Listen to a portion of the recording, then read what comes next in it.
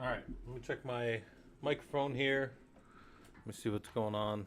All right, looks like I'm live for the first time in a few days, man. Geesh, I've been super busy. Let's get some text to speech going in the background there. Give me a second here.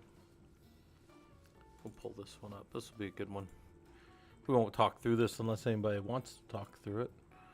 But we'll just put that up there so that we have something in the background doing all of our background stuff. Yeah, that's good. All right. So what are we doing today? Got a lot of stuff we could do.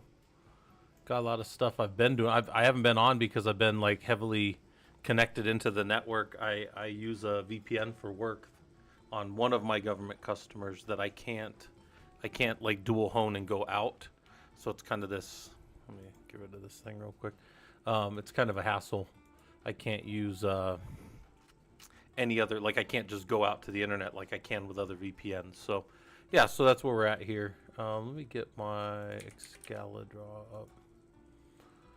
And this is this one. Let's just file. Just save that to a file for now. That'll go to, I think that's the home lab logic drawing. Yeah, that's what that is. Yep. That's fine. It can have all that crap on it. Let's clear this up. Let's reset the canvas. Confirm. And let's save this to a new file. And the new file will be called, let's call this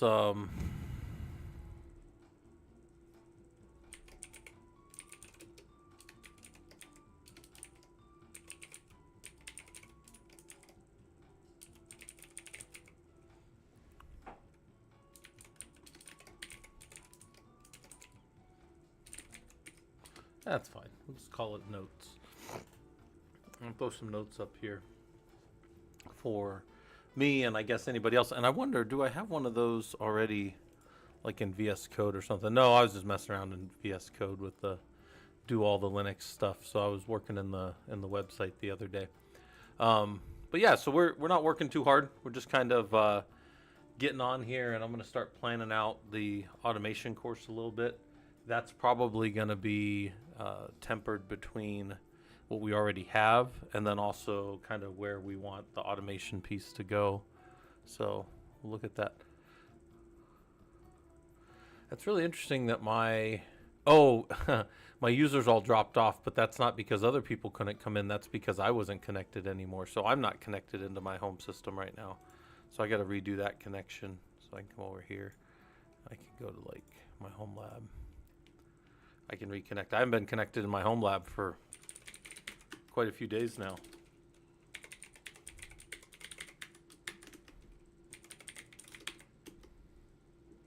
I think I only have the one screen session running. Yeah, we just have the one. Okay. Put this here in case we need to do a little bit of Linux, right? No, normally we're doing some kind of Linux, so that's always good. I think I've refreshed all these pages, so I think everything's good there. Yeah, so mainly all we're doing then is just checking on stuff, working on Linux, and telling you guys about the group. Ranger's downstairs. You guys can see Ranger Cam. He's getting quite old. He's, I don't think he's got too many more guard nights in him. Although he is pretty active at night as a little guard dog. So, all right. So,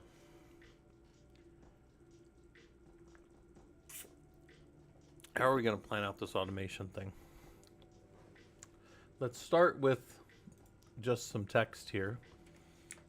Maybe we'll back out a little bit. And for text, we'll say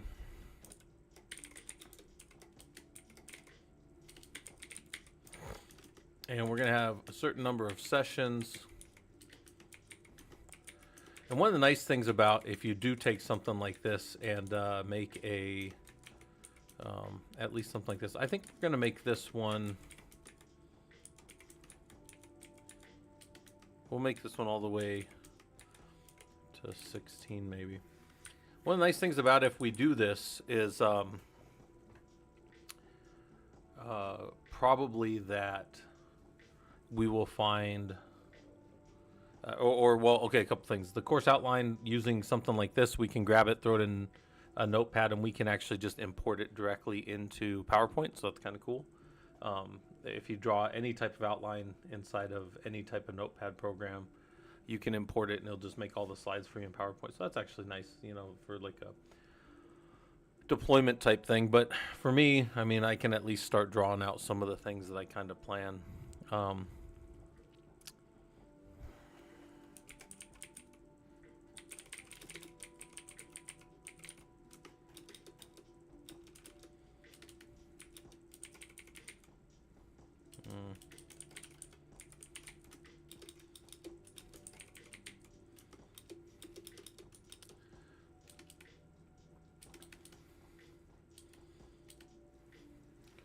Yeah, we'll do that. And then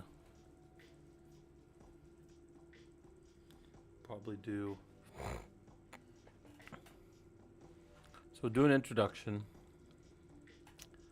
and then we'll probably use primarily use one of the tools that I'm big on, which is Ansible. It's probably the one that I know the best of all our automation pieces. But I would say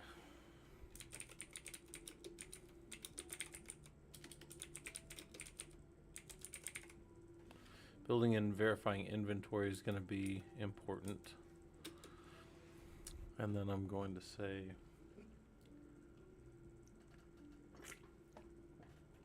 by the way, if I were to open this up, I were to move this over,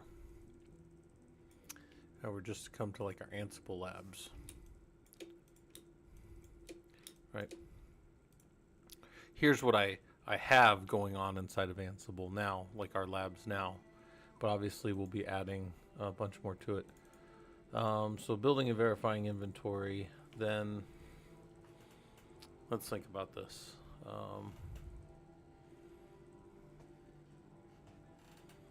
Yeah. So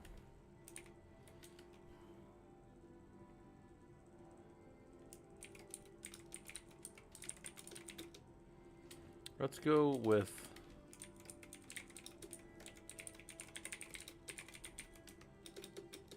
this will be what we call one-liners. So if you guys have ever used like Perl or Bash, and you're like, I'll write a quick one-liners, and these are there's actually a component to this of so one-off remediation has one-liners in it. Then it also has another concept that comes up called ad hoc, right? And then what else comes off of system administration tasks? One-off remediation. We can say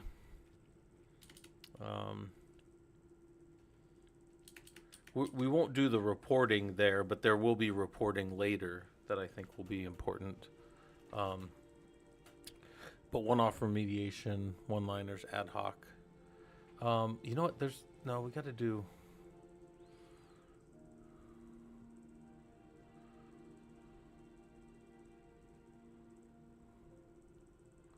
Let's let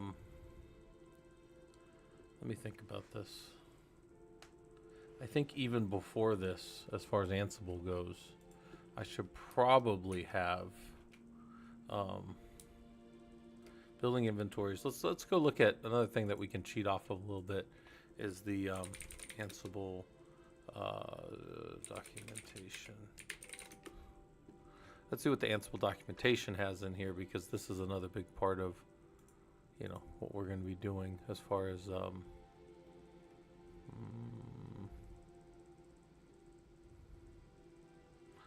I know how to do all that stuff. I want the docs. Yeah. I feel fine with that stuff, but where's their base? Where's their base documentation at? Ansible core. Here we go. Here's their core documentation for this stuff. Yeah. So some of the things that we might want to know, especially with Ansible, these other tools that are available, that may be a good one when we're focusing on the Ansible part. So then I got to decide, do I split it out to do Ansible separate from Bash?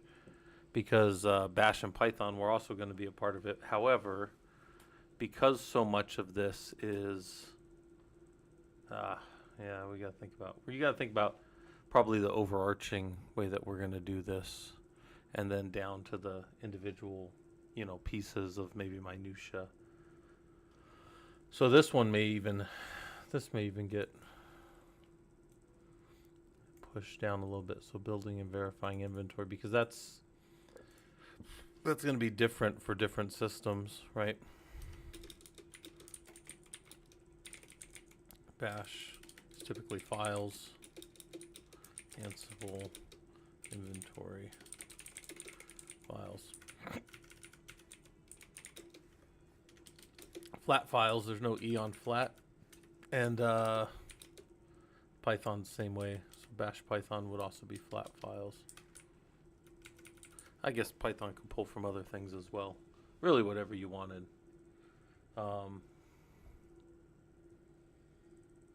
Yeah, I got to think about that. So, anyways, I don't know if anybody's got any questions about Linux or wants to see anything that we do here in the home lab. One thing I could do right now while I'm kind of hanging out is I need to make sure that what we have here is connected and working. Let's go do a couple things.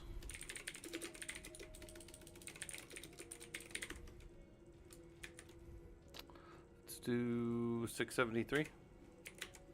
And let's get a report of what systems are up and down. 14's down.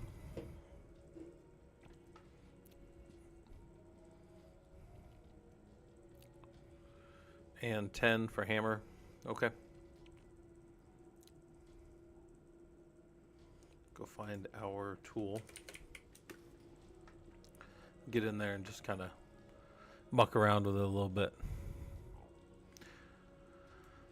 I don't know why I even had this tool closed, but I did. So, our servers that are down are Rocky 14 and Hammer 10.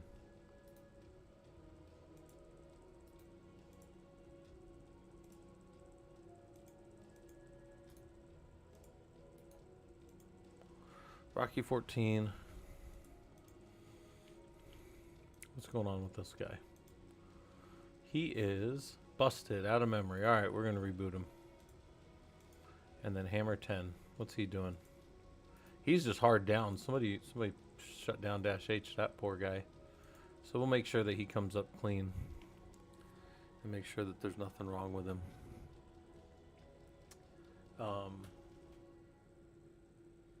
But yeah, maybe we'll just see what's going on here tonight. Pradeep said, would you recommend building a PC and understanding Linux or hardware before getting started with Linux? I don't think that's necessary anymore, Pradeep. No, I think getting into Linux is much more about, right now, getting your hands on the command line. And I think if you can get your hands on the command line, then you can start to learn it. E. Brown said the engineering course teaches aspects of HPC. No, I don't have a course for HPC yet. I've talked about HPC quite a bit, and that's what I do professionally, is actually high performance compute systems. But no, we don't do that directly in the engineering course. So we've got 2 courses that are up right now. One is there's no actual just pure engineering course with us right now. We've got the right here. Give it all these. We've got the Linux admin course. So this is Linux administration. And then we have a security engineering course right here. So we do not have right now a high performance compute course specifically. To the question though of like getting into Linux, I think most important thing you can do to get involved in Linux is get your hands on it. And I think the best way to do that for free, before you go build a computer, before you dual boot, before you guys do anything else, is go get directly on Killer Coda, free. It's a free site, and just go find, you know, there's Linux Labs right here by Powell, and then there's Linux Labs by me. If you go down into my labs are all down here under should be Het Tanis right here. Yep, I'll link this to you guys that want them. Also, I'm surprised nobody's talked over on Twitch yet. That's 15 minutes in, nobody said anything. But here's Linux Labs. And yeah, I appreciate the current talking. But okay, so yeah, so this is what our labs are focused on. And I just think people that don't do any Linux right now that want to get into it should come in here and just pick a lab and start doing it, you know. Start just getting your hands on it. That's my advice. That's what I think people should focus on. But that's just kind of my maybe I don't remember everything coming up, but that's kind of the way I remember it was. I had to build a Linux system first and then use it. Outcast Wanderer and Will Dreadhound, how's it going? Yeah, we're just booting my systems up, making sure they're good and kind of clean. So that one's up. Let's go check Rocky 14. That one is coming up, so that one will be up in a minute.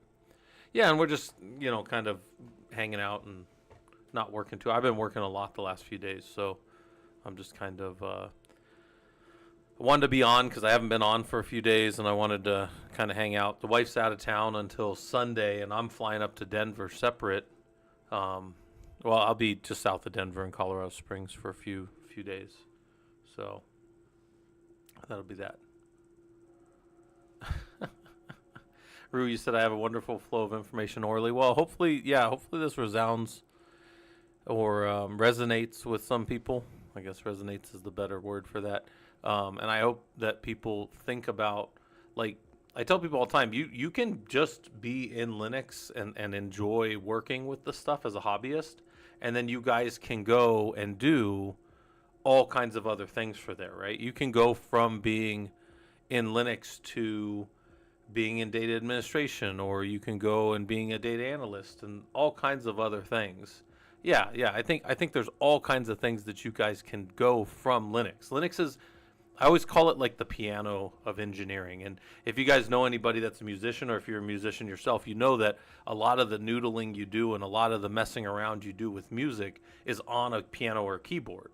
That's where you work your scales and riff a little bit and have fun.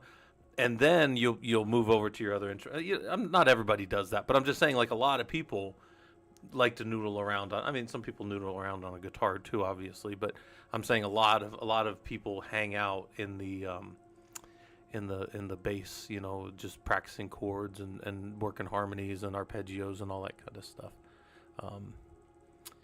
But anyway, so where were we at? So hopefully this stuff's useful to you guys. Best way to get professional experience and make oneself employable in this space, especially for hobbyists who want to break into the industry. Yeah.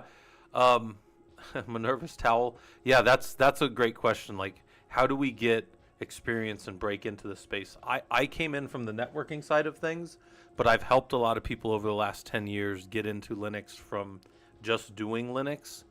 And my advice is kind of, I think it's a few different pieces of advice I like to use. So if we were to go here and scroll, let me find, so these are different questions and stuff that I have, like real Linux questions and real things that pop up and all these kind of things that are out there around the systems. But one of the things that I tell you guys to do is start to figure out what type of skills that you have that people are looking for. So if you're in the industry, right? So let's say you're a hobbyist and you're doing this for fun. And one of the hobbyist favorite things to do is to pop in here and tell me that they have, that they do Arch Linux. And I say, that's cool. Arch Linux is great. However, Arch Linux on your resume is not as good as like Rocky Linux or SLES or Ubuntu, which are like these professional versions of Linux that people are actually using. Even the U.S. government's using, right? So if you're in that space. So my first thing is I say, let's get some hands-on with these other things. Not saying Debian's bad, not saying you can't be working on your Mac. You could do literally whatever you do to get into Linux is much less important to me, right? Oh, by the way, let's rerun this and let's do a fork of let's go a fork of 20. We'll do, yeah. So this goes faster. But so where I'm going is start to find what skills you do and don't have, right? So this is my like I'm just talking about people who tell me they want to get into Linux, right? Here's kind of a distilled thing of what we need to know. We need to be able to diagnose and resolve issues related to Linux. So we need to know some Linux stuff, some Linux knowledge, maybe some hands-on stuff, and then we need to know how to fix things, right? That's, by the way, when we talk about engineering in general and administration and stuff, I tell you guys that the main thing you do, the engineering is the search for truth. And that truth can be a truly configured correctly system, or the truth about how a system is broken, and then now we can work from the truth of that to something else. We can't work with a lie. We can't work with bad information, right? So where I'm going with that is we learn how to troubleshoot things, right? We learn how to monitor performance. That's what everybody wants. This is what people will pay us for, or people will pay us to consult on this stuff, right? Down here, people want us to understand some scripting, so I need to know how to put values into a system and pull values out, right? Like scripting at the end of the day is really just computer science, because we're putting values into a system, which is input. It's processing and doing some things for us in a repetitive, typically manner, and then it's returning values back to us, which is input, process, output, which is basic computer science, right? So they want us to know that a little bit. Then they want us to know how to do some maintenance. So maintenance is patching, upgrading, backups, data integrity, like those kind of things. And then provide technical support. So you got to respond to tickets, and then you got to be able to troubleshoot. So anyways, my point is I would take stock in the things that I thought I needed to know. And then I would go figure out how to start learning them, right? And like I was saying earlier, I think the best thing you can do is start getting your hands on systems. If you have zero Linux, if you've typed 0 commands into Linux today, I think that maybe by the end of the day, you should try to have typed 15 commands into Linux. And you say, well, I don't have any Linux. Well, then it's Oracle VirtualBox and having a virtual server, or it's dropping into one of these killer Coda shells and doing Linux labs, you know, so that you understand more and more things, right? You don't have to know everything to get in Linux, guys. Like some people think like I have to go, this is like CCNA, right? Some people think I need to know every single thing on here to be a network engineer. No, you need to know everything on here. Well, you need to know 80% of the things on here to get a CCNA. But just like this was because my college students, I have a class that I just taught on CCNA stuff. So, you know, this is directly off the CCNA course. And the point is, you don't need to know all of it, but you need to understand it enough to pass the test if that's your goal, right? Well, our goal is not to pass the test. Our goal is to get a job. So we need to understand, how to diagnose and resolve issues. Well, how do we do that? Well, we learn about systems. We see where systems break. We go do labs where things are broken. There's like those SAD servers, which is an awesome little site that people, some guy runs that, and it lets you have little servers that are busted, and you got to make them into happy servers, right? That kind of stuff. A YouTuber said you're watching Linux. Yeah. I'm not using any Windows subsystem for Linux. I don't do that at all. My Linux is all out on virtual machines out in my environment. I would never run. I wouldn't run it for myself because I don't want to have anything on my desktop. Everything in my home lab is out here on virtual machines, and it's all real Linux under the hood. So because the thing was Windows subsystem. I'm not using Windows subsystem for Linux at all. I don't mind other people using it. I don't like slowing down my laptop with stuff like that. There's plenty enough shit in this world that's slowing down my damn laptop. So please believe I don't want Windows subsystem for Linux and other things also running on here. So it's the same thing. Like I don't run containers locally. I'll put them up on a server somewhere, right? Which you guys have seen me do plenty. All right. So anyways, we come over here. We learn how to monitor things. Well, how do we build monitors? How do we work on stuff? How do we get to where we have, where's that at? Like our own monitors in our home lab, and I can kind of tell what's going on in my labs and tracking stuff like this. I don't even have my security one open. Where's my security one? I like to have security open so I can see my security stuff. Everything looks fine. Looks like my servers are operating within where I want. Ranger's doing good. Ranger's laying around like a lazy dog. It's 100 something out here in Phoenix. So what is it in Phoenix right now? Hold on. It's surprised it's not popping directly up on my machine immediately. What's our temperature right now? Oh, it's 102 in Phoenix right now. So it's a hot day. That's Fahrenheit. Oh, no. I don't think Windows subsystem for Linux isn't slow in itself. I'm saying that would be one more thing hanging off of my system. I'm just saying, like, it would be that and games and, all my other browsers and all that stuff as well. That's why I like, it's not like this is more of a separation of duties thing, not necessarily like I dislike Windows subsystem for Linux. I just do everything off my system, right? If that makes sense for guys. Like, the only thing I do on my system is connect to other systems. And by the way, that lends itself directly to my job because currently I'm probably connecting to 5 or 6 different customers on any given day. Probably I've been connected to one for like the last 3 and just working that all the time. That's my primary role. But I also jump into other ones, and when I do that, I have to like context switch kind of. So I just keep things in jump boxes out on all those different ones. Because the things I create for those people belong to them. I can't have them in my own GitHub, that kind of stuff, right? I have to. So anyways, I context switch like that. Yeah, Colchis, and I believe it's it's not as good for like what I'm trying to do for sure. And then look, they want you to know some advanced server scripting stuff. So we're looking at job stuff. People were asking me about getting into, or the question was about what we would do to get into the industry, to break into the industry. And the basis of that Minerva's towel is this. When you go into an interview, right, when you get past all the other stuff and get to an interview, there's 2 things people want to know in that interview. Can you do the job, and will you do the job? Those are the 2 questions. Can you do the job? Will you do the job? So if those are the 2 things that they want to know, how do we show them that we can do the job? Well, on our resume, right, we'll pull up a little resume. Like I've got my little resume that I show you guys sometimes. Let me see if I can go. No, wrong one. Go up a few here. Hold on. Oh, it is just in documents. This is my Het Tanis resume, right? This is just my generic resume that's of basically me. Yeah, here's my Het Tanis resume. And some of you guys have seen this before. I pulled this up the other day. This one is a scrubbed down version of me with not an exact address and not a real phone number and not my email, but it is my name.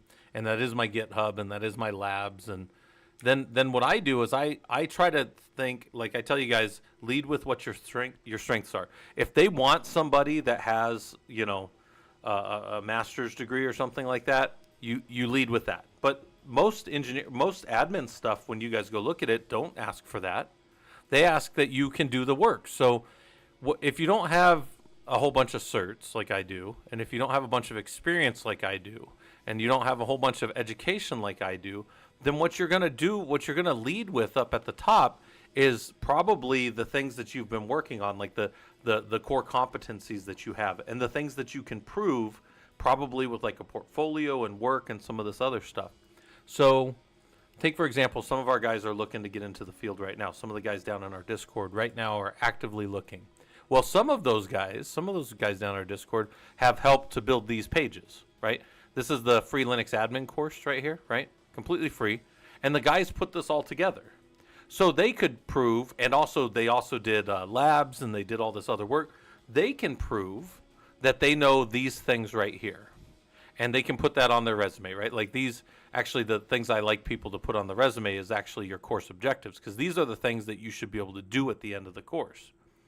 And then, you put maybe, I took a 16-week course and I worked through these things on Linux and I built and I practiced administering systems like this job asked for, and here are the things that I know how to do. Please ask me about them.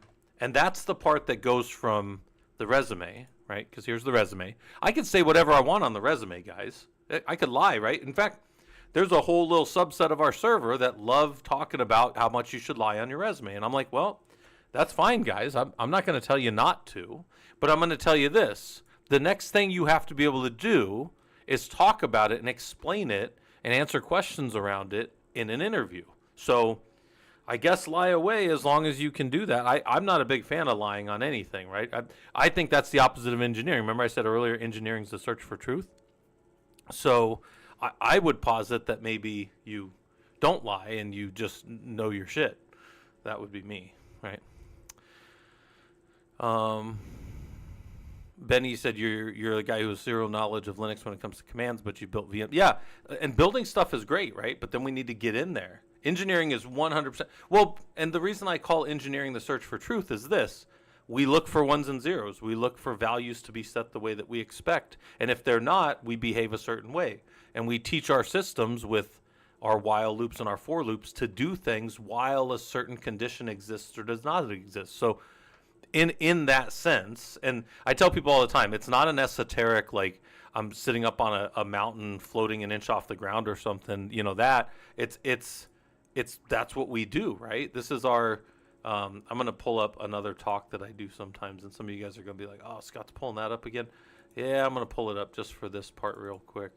In our presentation, where's my Linux group? Hold on. Presentations. I've got a talk that I sometimes give you guys about excelling in the engineering field after college, right? It's this one. And when I talk about this, it always looks like this, right? And then it starts, because that's the talk I originally gave to my college students. But then for you guys, it's for anyone. But then when we get down to like what is the use? Why do we want an engineer? And this is it. We deal in truth. Our utility or value added to a company is directly related to what we know and how quickly we can get to the right answer. That's me. That's a quote by me. I've never heard anybody else say it that way. But it's true. That's what we add to a company. So sometimes we have to know the best technology to fix something or to solve some problem or constraint.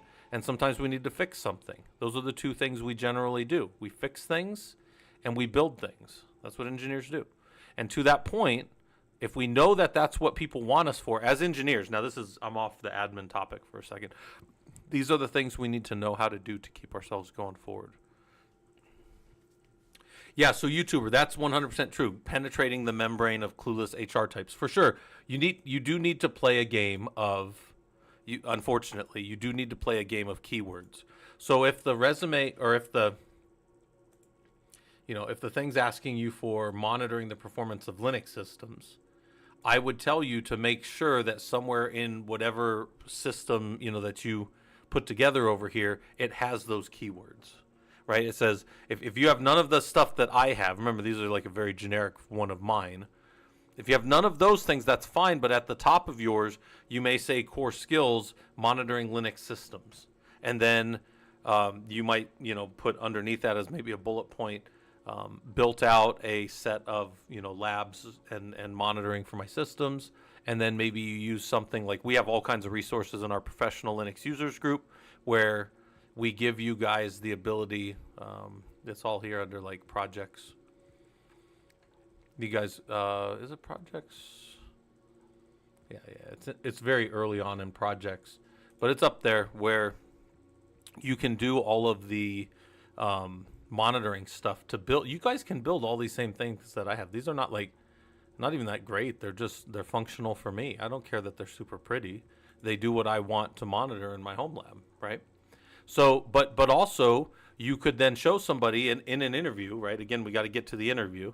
Once we get to the interview, we could show them our little portfolio and go, oh yeah, these are dashboards that I built.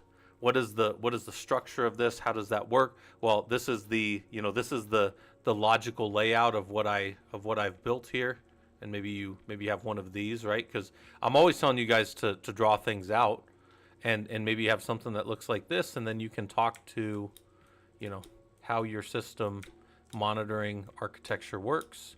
And then somebody goes, oh yeah, that makes sense. I see that. Yeah, that we do Grafana and we have, Prometheus involved as well. Okay, that's good. That's what, and especially if that's on their job description, right?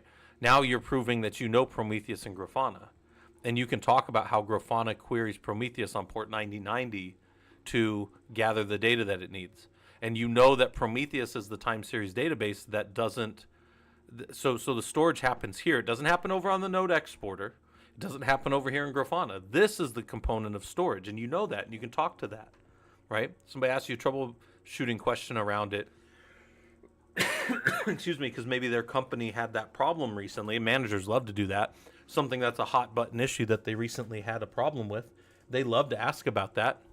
And you go, oh yeah, well, I don't know in your exact case, but I know because I've touched it and worked with it, I know that a lot of those problems stem from slow response from Prometheus when it's getting bogged down by too many scrapes or too many requests. And there's a lot of ways that we can solve it. Like, did you guys look in the logs for the API? Have you turned the logging on for the API? Because that's something we have to actually turn on. And there's all, like, you can just start talking. And by the way, the manager's probably going to have his eyes glaze over because he literally has no idea.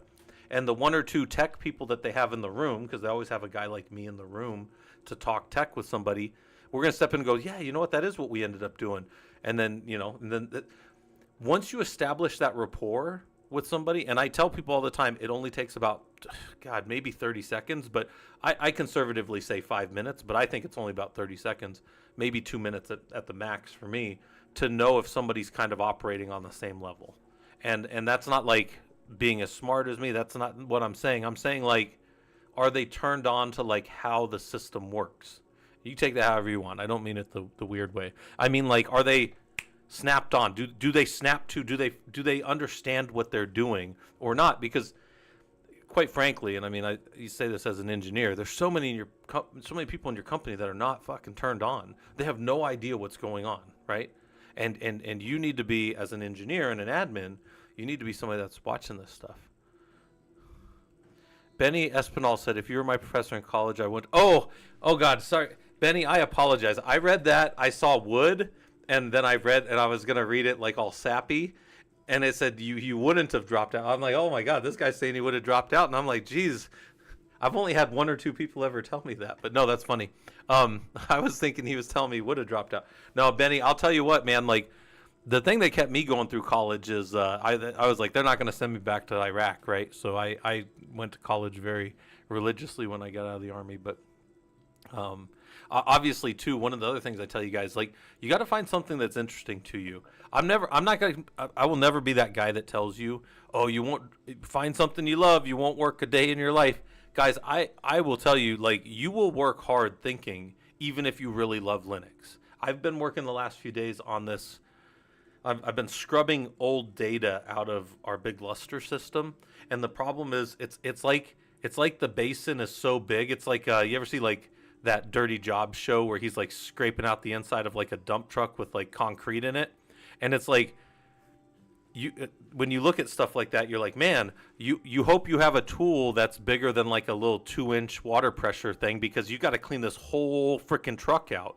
Well, that's kind of what our tool is. Our tool to scrape, well, not really scrape the data, but to delete the old data can only process so much. So I had to optimize the way it was processing, because it was working for functionally what we needed, but it wasn't doing everything we needed. All right, so, but back to the main question, which was kind of the overarching question that I just got asked about how would we break in, right? How would we get into the industry? Because I know some of the guys that have been through all these courses with me and all this other stuff, they're still at that wall. Like, they still got to jump up and grab that 8-foot wall and get their leg up on it and get over the wall to get into the industry. And that, guys, the best I can tell you is know what they're looking for. Know what somebody wants. They're going to tell you, I'm going to go down a little bit. They're going to tell you, these are ones we've done, that these are the things they want, right? That they want you to develop and document a system and service diagrams, procedures, and software build, install nodes. Okay, I can prove that I can do that if I've worked through this course. Some of the guys that have worked through the course, they know how to do documentation, and they know how to do Git, and they know how to build diagrams and stuff like that. They've built all that. So they can prove that a little bit, right? Create observability metrics and dashboards. They can prove that they at least know how that all works, right? And you got to think of it as like you're asserting, the company's asking for something like this out to the world, and you are using your resume to assert back to them that I can do those things, right? If they're using tools like Git, Jenkins, Ansible, and Puppet, those have to be on your resume then. Like they have to be there, or you're gonna get filtered out by the HR person that has glazed over eyes that literally doesn't know GIT from GET coffee, right? Like like GIT is Git, a tool that we use to keep our repositories flowing forward with correct information and branching off and coming back to the same thing, and multiple people. You can work in your own Git, but also Git's very powerful for teams. And then getting coffee is just going out and buying Starbucks or whatever for everybody, right? People, and again, as an engineer, we have to know the difference. Somebody in HR doesn't have to know that difference, right? They just need to see if the word is on the resume. In fact, a lot of that stuff's all getting automated now. That stuff's probably been automated for like 10 years, right? So yeah, Benny, that's funny. No, I seriously thought it was like I would have dropped out of college. I'm like, oh shit. I've had a few students, like, I'll be honest, like I've had a few students over the years, not many, but I've had a few that are like, they just don't like my style, and I get it. Like not everybody's cup of tea, right? Like not everybody can reach everybody, and I do know that especially in front of a classroom, every time I've ever been graded in the last 17 years of teaching, they're like, Scott, you talk very fast and you don't stop for answers, and I go, or stop for questions, and I'm like, I don't, like, I tell my students at the beginning of the quarter, just interrupt me, because I am literally going to stand up here and brain dump on you, because that's what I know. I mean, I try to add color to it and give, context to the things I'm saying, but for the most part, it is like a brain dump. So where I'm going with this all then is somebody asks for this. We tailor our resume. We've got a generic template like this, but then we go and we maybe like my skills or my job, being a platform engineering lead and those kind of things, the stuff that I've done or doing may change a little bit, especially my bullet points down here, to fall more in line with what they want. Like if this is more of a Linux systems engineer, I might focus on engineering stuff that I've done. If this was like a site reliability engineer job that I was putting in for, maybe I was just taking a swing at that because I have a lot of the Kubernetes stuff and maybe it's heavily Kubernetes. I would tune this over towards more Kubernetes stuff that I've done. I mean, I obviously have the certs in here, but if they're not asking specifically for those certs, people might not know, right? So my point is, managing backup services. That can mean a lot, man. That could be tape. That could be applications. That could be Avamar backups. That could be Bacula. That could be like all kinds of these different things that are tools and other stuff that exist in the world. So there's all kinds of stuff here. So that would be my next thing is get us in the door, right, with this. And then prepping for the interview would be, making sure that you understand the things that are on your resume, making sure you have like a portfolio of things that you've worked on, right? Like if you're doing our course, which, by the way, our course is free. I'm not trying to sell it to you guys. I am trying to sell it to you, but it's free, so I'm not selling it for money. It's much like the devil in Rick and Morty. You don't pay for it with money. And they're like, yeah, you pay for it with curses, right? Oh, man, if you guys haven't seen the devil episode, that's from season 1. You pay for it in curses. Yeah, so, like, we have a bunch of ways for you to do labs and write this up. And I kind of want to pull up, I know we've got, let me see. I think I have here. Let's see. I know he said that I can use his stuff, so I think he's got it in here. This is actually the guy who built the book originally, right? But this is stuff around things he wanted to know and learn, right? So he can point somebody to this book if they wanted to ask things about that stuff. But also he's got a different book in here. Hold on. Let me back this up because I know it'll show. I think he's got, maybe not that, but he's got other stuff that he did. He did like notes and stuff when he did the course. So when he worked through the courses, he did notes and stuff that are really good on all the stuff that he did and learned. And he could show that to people. He could push, actually, he could publish this whole book and say, this is work that I've done in the Linux space. And I can, and importantly, this is very important, guys, he can talk to it. He doesn't, like, there's nothing in here that he doesn't know because he's done it. And that would be another thing I would tell people. Make sure there's nothing on your resume that you can't speak to if somebody asks you about it, and then make sure that make sure that you feel comfortable kind of conveying that. And we have little workshops sometimes where people will come and sit in the hot seat, and I'll just give questions. I think I have some of those questions up here. Hold on, let me go look. I feel like something happened to my system here, and I feel like some of these are not. Hold on. I had the ProLUG interview. Yeah, so these are interview questions that I'll actually sit down with you guys sometimes in the Discord and ask. We've got technical questions that I'll ask. These are things that I've actually asked people in technical interviews. I've got troubleshooting questions that I'll ask you. Just some ticket comes in and just makes you think about how you would troubleshoot something, right? And then there's operations, like how do you handle operations? What do you do with your 8 hours of work if there's nothing going on and you're just sitting in a network operations center or something like that? And then there's some personality fit type questions that we might ask.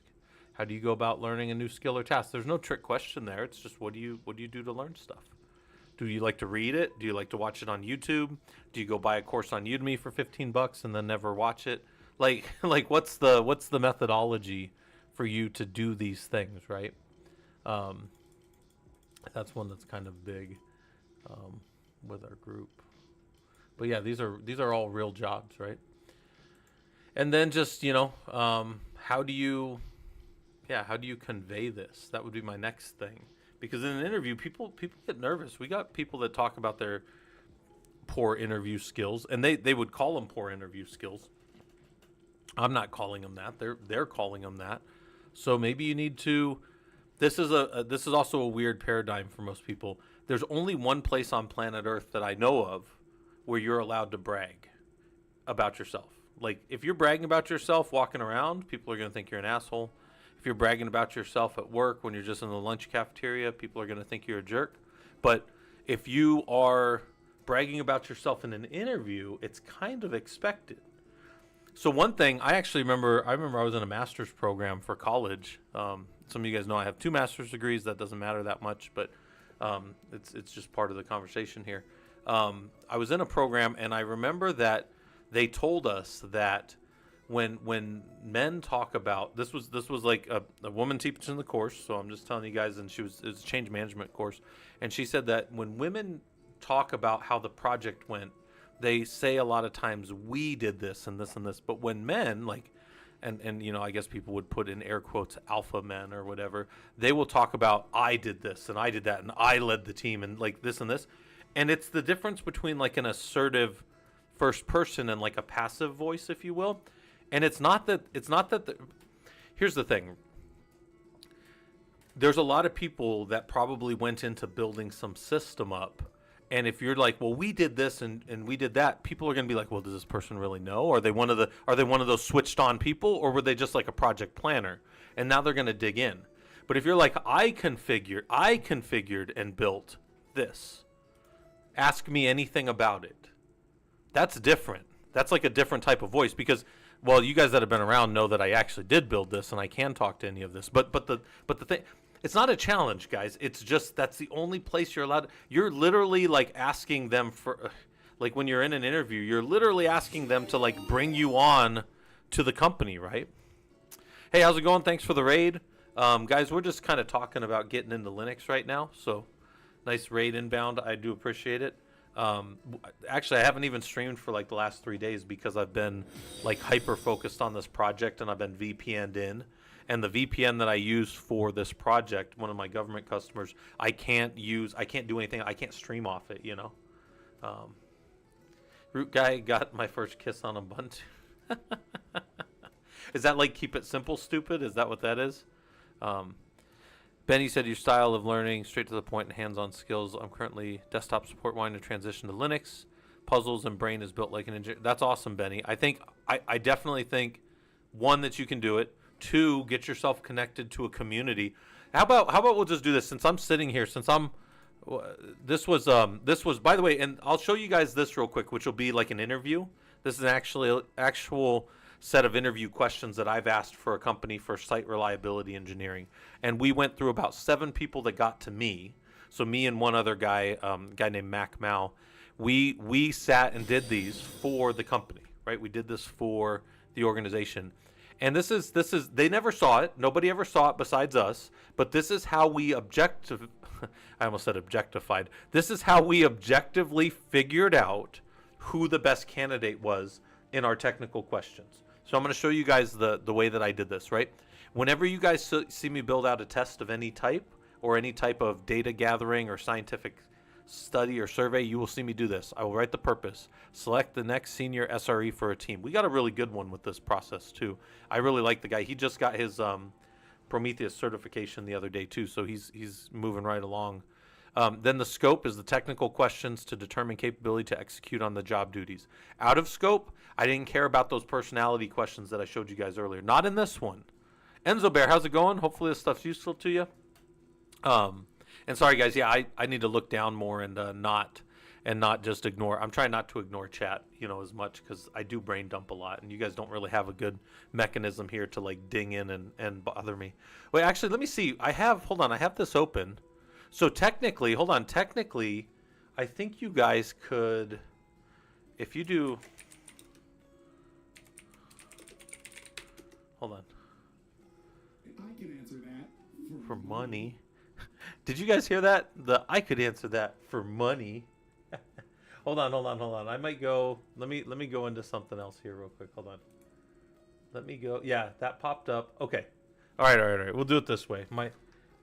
I'm messing around too much. I'm doing too much. I'm messing around too much. I'm wearing my glasses. All right, hold on. We're gonna do it this way because I think that's so funny that I'm just gonna be on. I'm not always on stream because like sometimes I'm just like doing other stuff. But if I'm talking pretty heavily to stuff, I will. All right. So if you got, by the way, what just happened there? If you do an exclamation mark ask, it will interrupt me. Is that fair? And it will interrupt me and it'll put something over the screen. Anyways, all right. So if you guys want to ask me something, do an exclamation mark ask. I think that'll work on the YouTube side as well because I have it in the. Hold on, let's check. For money. That does come from a trigger that is over in. Where's ask at? Why don't I see it? Oh, yeah. So that goes off of Twitch or YouTube. Okay. So yeah, that should work off of both of there. All right. So if you guys have a question, just exclamation mark ask. But in scope is technical. This was only a technical interview, guys. I didn't give a crap about their personality fit, if they pick their nose, if they snore. I don't care about any of that stuff. And I didn't care about non-technical job capabilities. I didn't care if they could use Word or PowerPoint or Excel and how well they could write an email. That was not the purpose of me, okay, in this thing. So here's my methodology. An approach to objectively determine the best technical candidate. We will ask the same questions to all candidates. So that's going to be a baseline. That's going to be a control. And then we will put them to a 50-point template, and then we will give them either 5, 3, or 0 to 1. So you could give anywhere between that. And the way that looks, I'm going to jump over some stuff and show you the way that looks is right here. We've got the responses. This might be how it was filled out for some generic person. This is not a real person. But they got a 27 out of 50. That's not as good as I think the person who eventually got it was like a 43 out of 50. But let's go look through it. So you got my methodology now. I always ask a purpose, scope, out of scope. So in scope, out of scope, methodology, and control. I always do those 5 things. We come down here. This was not me. I did not write this. These were given to me. So this was some HR or actually the manager of our team at the time, Jana. She was running this. Like they gave me this.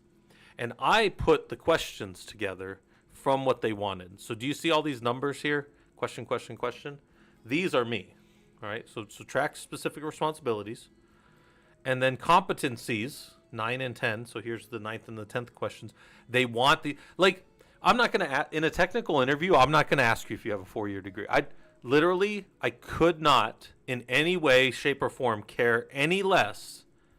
I could not care any less about if you have a degree. I care if you can do the job. Does that make sense? And some of you guys, you'll be like, oh, I know that guy, he's got a degree and he's an idiot. I know engineers like that too, right? Like the degree for me as a technical person is less important than can you talk the talk and walk the walk, right? All right, so competencies. So these are where my questions came from. Now we go to my questions. So my first question is, what are some project management methodologies you've used and how might you apply them here? So what was the core thing I was trying to figure out about that? Using standard system management best practices lead planning, development, and coordination of our operations and projects. So we want them to be able to do some project management stuff. What am I looking for here? I can answer that for money. What kind of bear is best?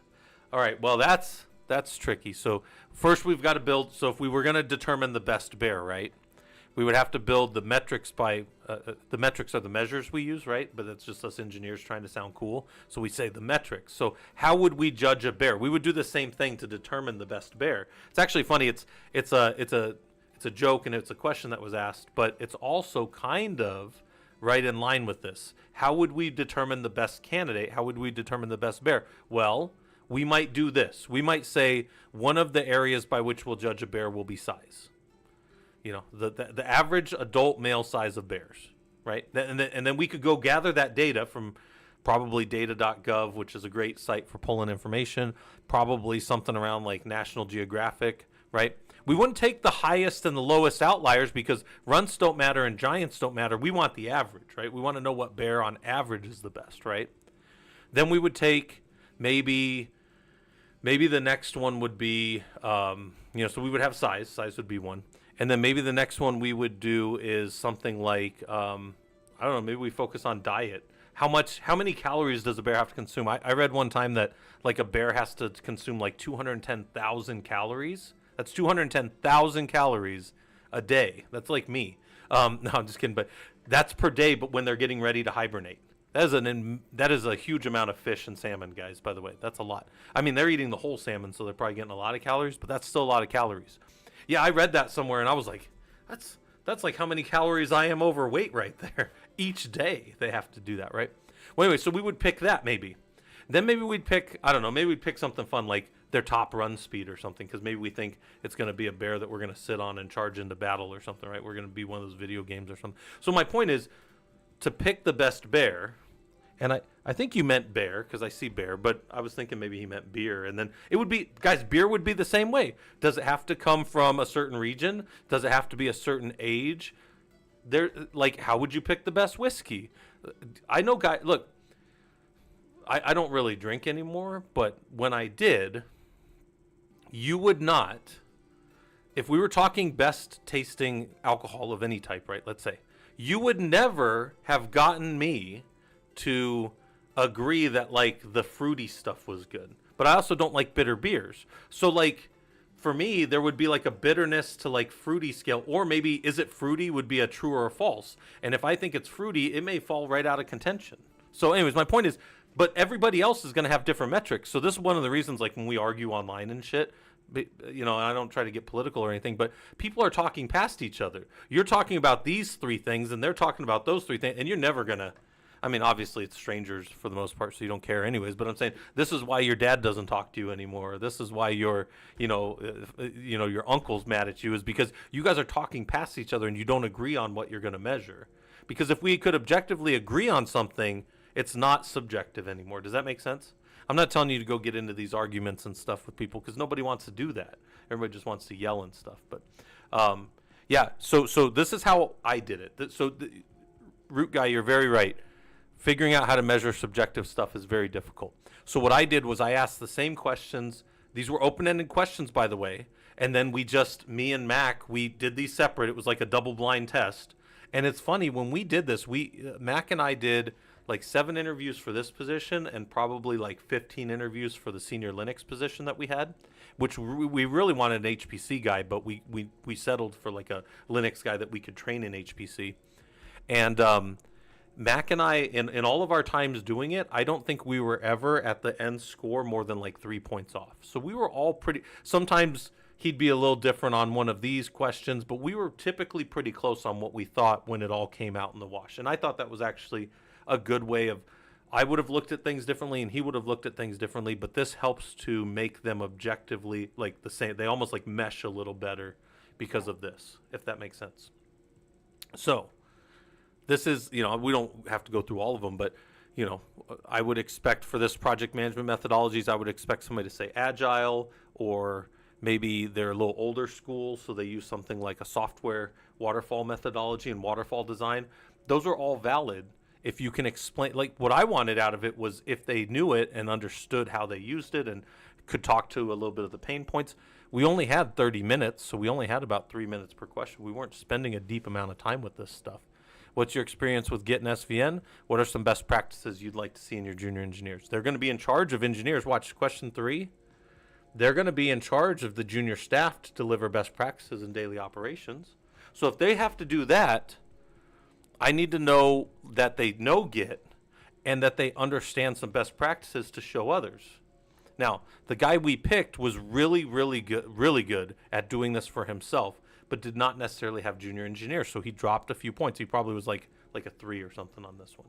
But I think the guy who got it was like a 43 out of 50, so he didn't drop points in many things. He was really good at a lot of this stuff, but maybe he wasn't great at data metric gathering. I remember he hadn't done much of this, but he's shored that up since then. That's why he went and got his Prometheus cert. In fact, just popped up on LinkedIn like 2 days ago. He got his Prometheus cert. So I thought that was awesome because he's using that tool and he's maintaining it in the organization, and that's that's good. That's like he was like a really good pick for this, but we use this to find it. Okay, so by the way, guys, if you need these are up on the Discord, so you can find.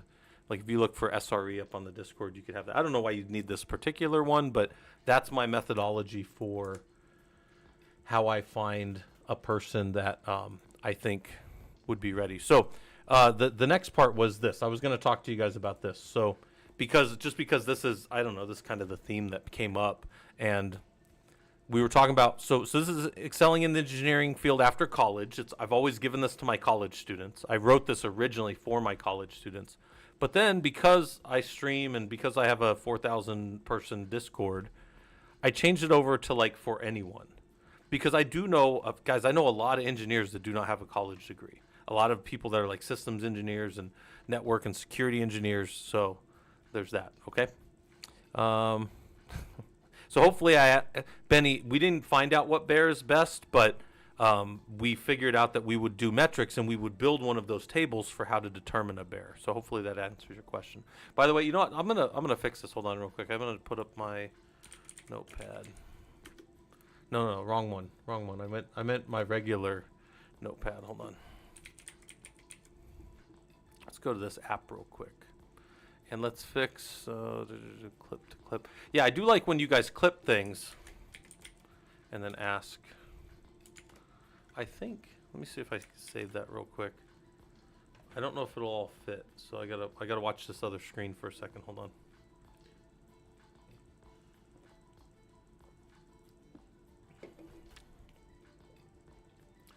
So you guys can always do ! Clip if you want to clip things. And then ask got cut off. Let me go.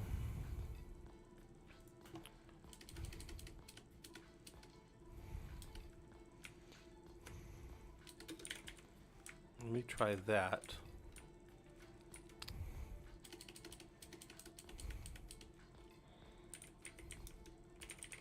And I would ask you guys this. This is my one thing. We are group professionals who have a goal of get hobbyists into professional Linux work. That is what we do. I just want to see if ask is there. Okay, good. My one thing I ask, and if you guys would acquiesce this one thing, only this one thing. One, hold on, my thing's busted. Hold on, where's that? Screw it, we'll just make this the big one. I can answer that for money. That is hilarious to me. How do you balance work and family as you grow in your career? That's Benny. I would tell you guys one of the things for sure around balancing work and family life is early on in your career. Maybe when some of you guys have less family. Now I know everybody's wherever they're at, so I'm kind of speaking about this generically. I would say early on, people should probably. I tell especially guys that are trying to get into the industry, look for that third shift knock, the network operations center or the security operations center, while you're younger. Because like in my 20s, I could do that kind of stuff, but I'm in my 40s now, and I do not have a lot of interest in like working the third shift, guys. Because even in my 20s, I didn't know what day of the fucking week it was, guys. I would be like in working, and then I would be off, and then it would be like the weekend for a few days, and then I'd be back in because I worked like 410s at GoDaddy when I used to run their network operations center. And it was just like, it like melted my brain. Like I didn't know what day it was. I didn't, whatever. But anyways, I would tell you, do that while you're young. While you're older, like I'll still take on call. I still take on call for a couple different projects. But I don't like, I'll take a call in the middle of the night and come sit in my computer room and do whatever. But I don't like intend to be on every night anymore, if that kind of makes sense. So my balance for you would be early on to break in the field. You may have to take, I don't want to say like bottom of the barrel work, but this is the one nice thing about working knock, even second or third shift when other people don't want it. Second shift is probably more desirable than third shift in that respect, because you could still have a normal-ish schedule. Third shift, you can't have a normal schedule anymore, guys. There's just no way. But if you get in, less things are happening. So only when emergencies come up and you're watching your monitors and stuff.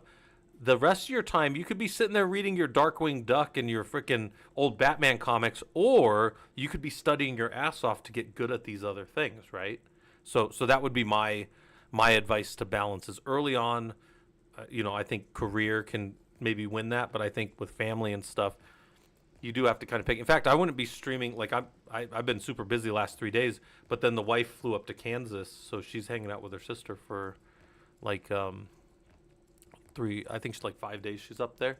But Saturday and Sunday I'm going to be gone too because I'm going up to Colorado. So you gotta figure it out. We always do date nights on Fridays, although this Friday she'll be gone, so we missed date night. But me and the wife, we kind of go different directions a lot, and then we kind of meet up at night and hang out. She's got her little, she's in my office here, but she's got her stuff over there. And if you guys want to see that, that's all up in the Discord, right? We got people doing all kinds of stuff in Discord, but mostly for the newer people, we got like the home lab stuff.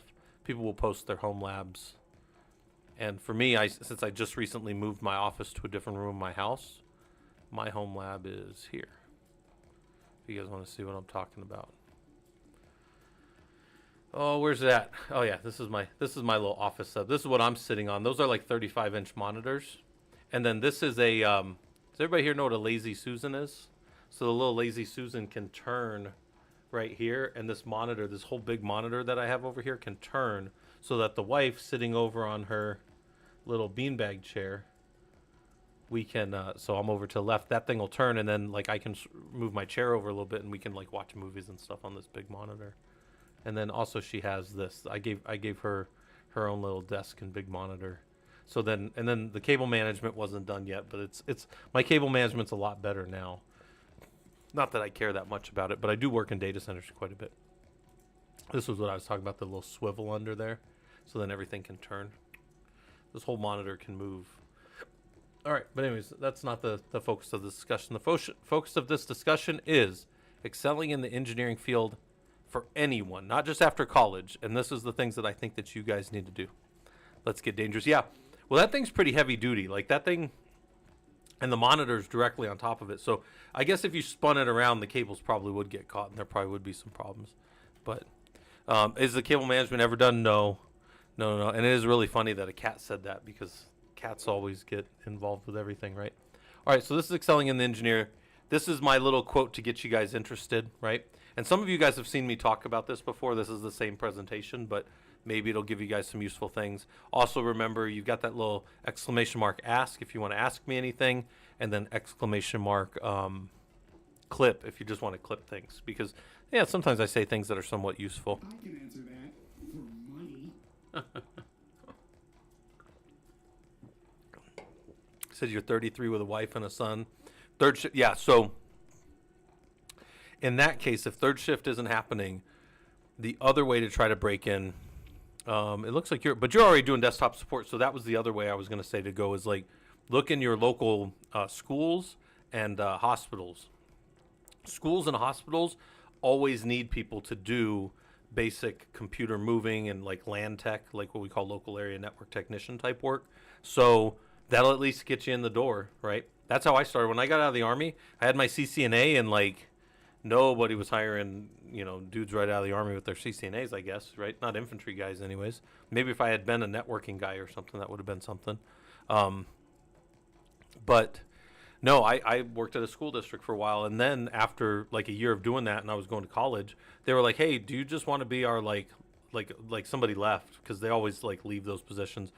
That's the only way to get into like a land 2 or a land 3 position. You got to like somebody has to die or something, but somebody retired or something. And I moved up to a land 2, and I was in charge of all the firewalls and all the wireless. So I did firewalls and wireless for a school district with like 36 different campuses and like I don't know, maybe like 60,000 students at the time and probably like 10,000 staff or something. So it was a pretty big thing to manage and maintain.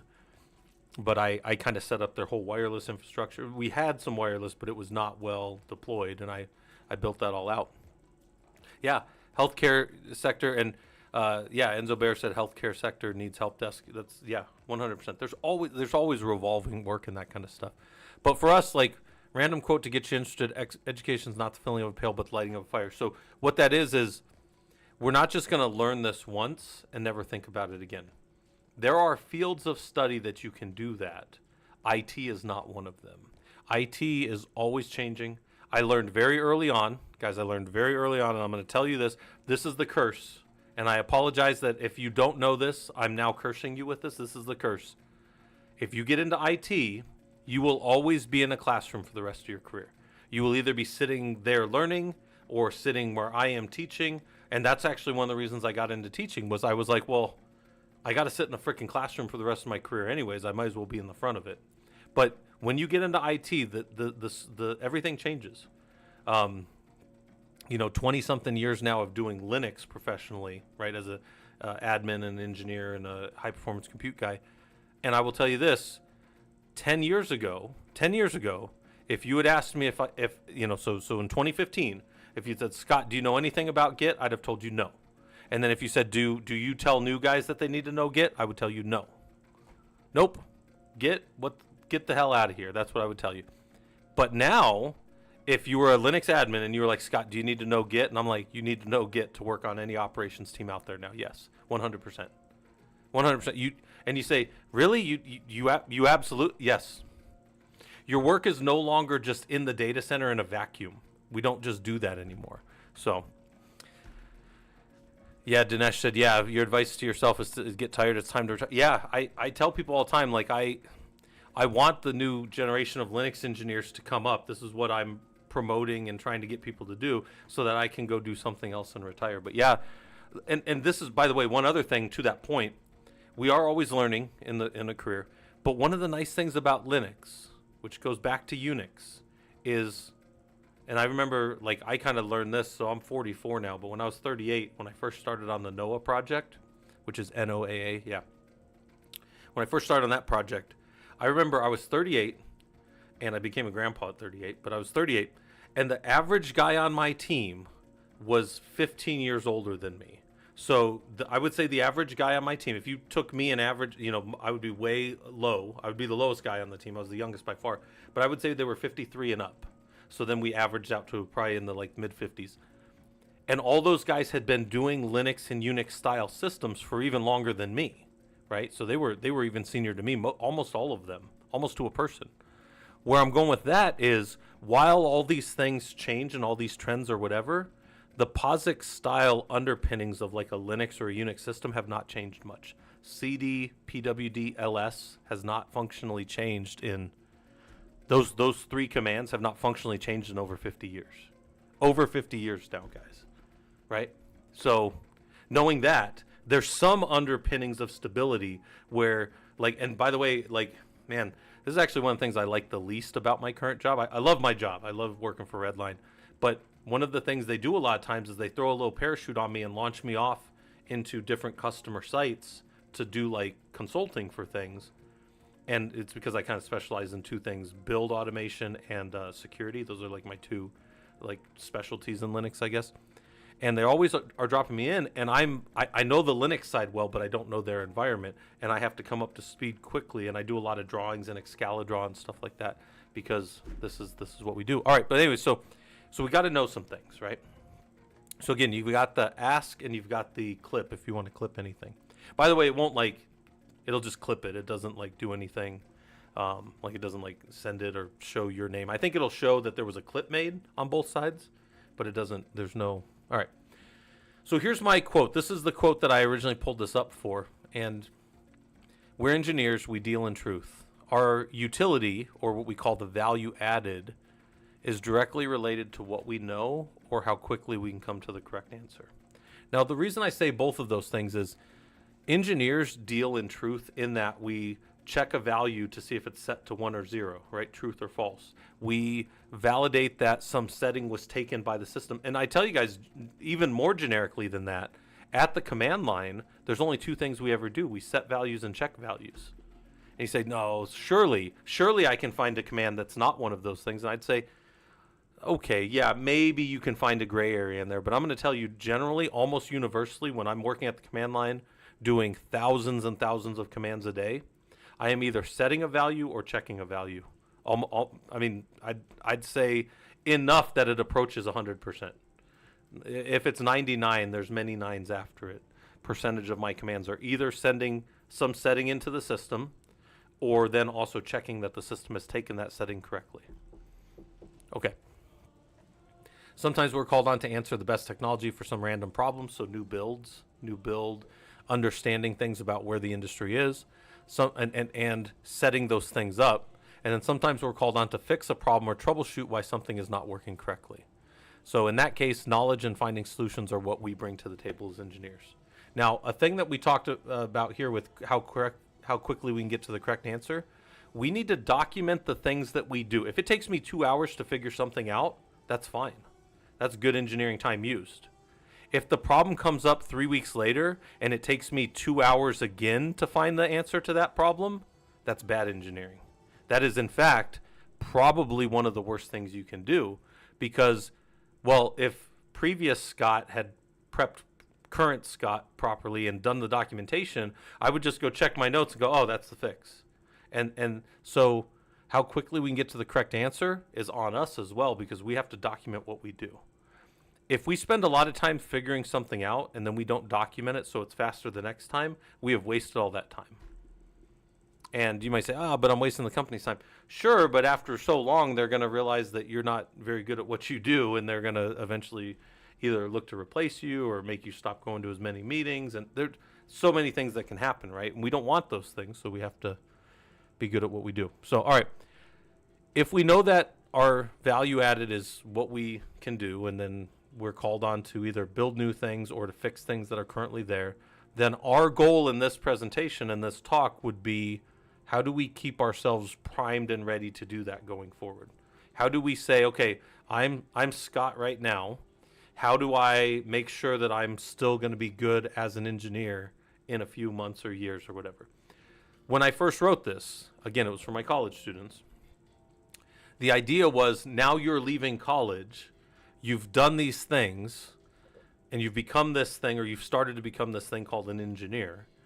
How are you going to stay that and without anybody like me to guide you, right? So this, these slides are, I think these are the only slides that I don't have up in the Discord. Let me go check. Hold on. I don't know if these are in the Discord. Because what is this? This is the, I don't know. It's right here. Yeah, Twitch excelling in the engineering field right there. Keeping me honest. You guys made me post it like a year ago. A little over a year ago. This thing has also been updated since then, I think. But I might have to add it eventually. By the way, some of you guys,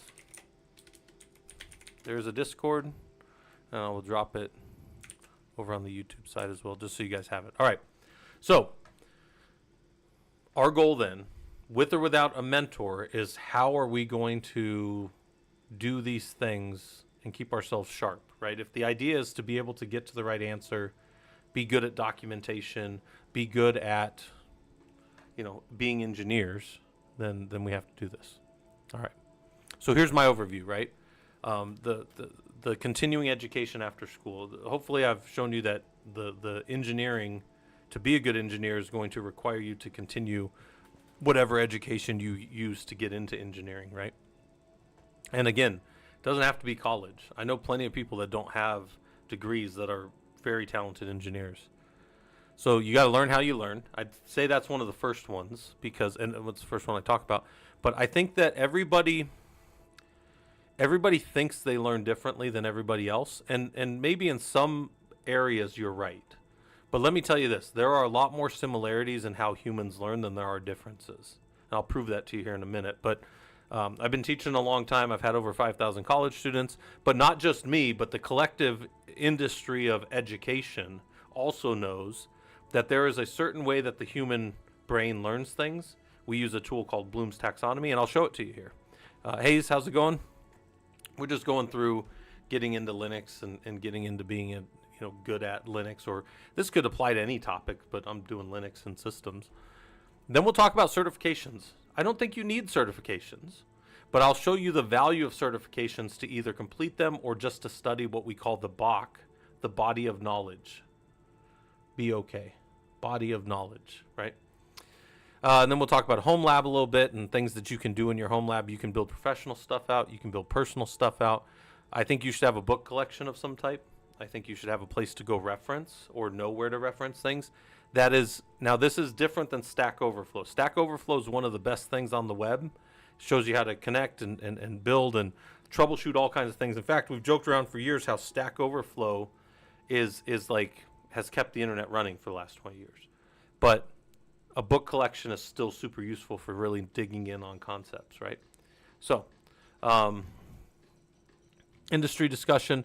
This is maybe what I think is the most valuable for most of you.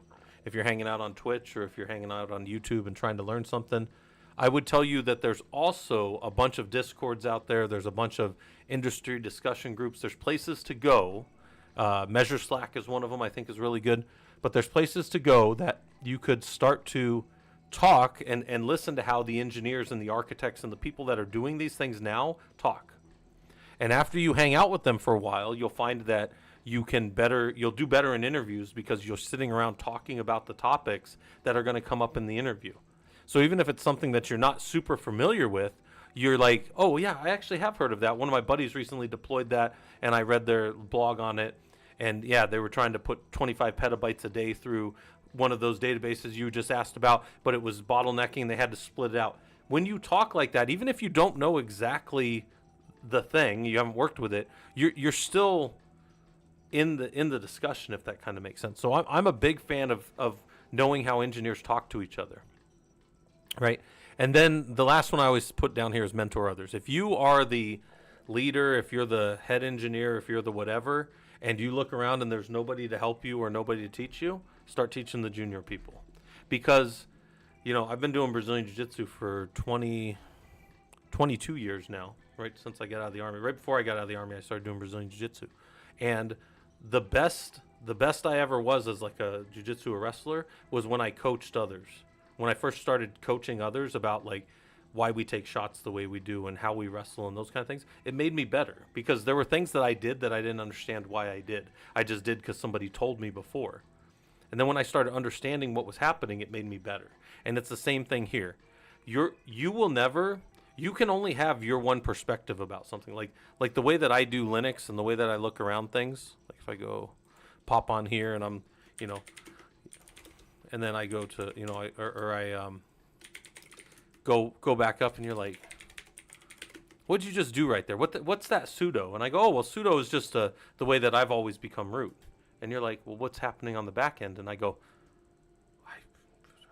I don't know.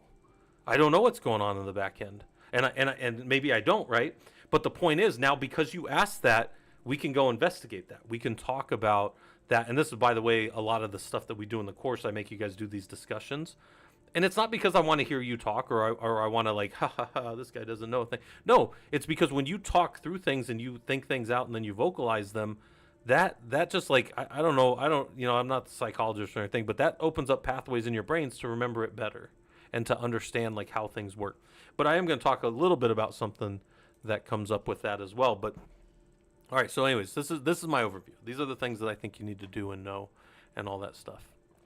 North, east, west, south. All right. So Learning how you learn. And I say, sure, everyone learns different. I acknowledge it up front.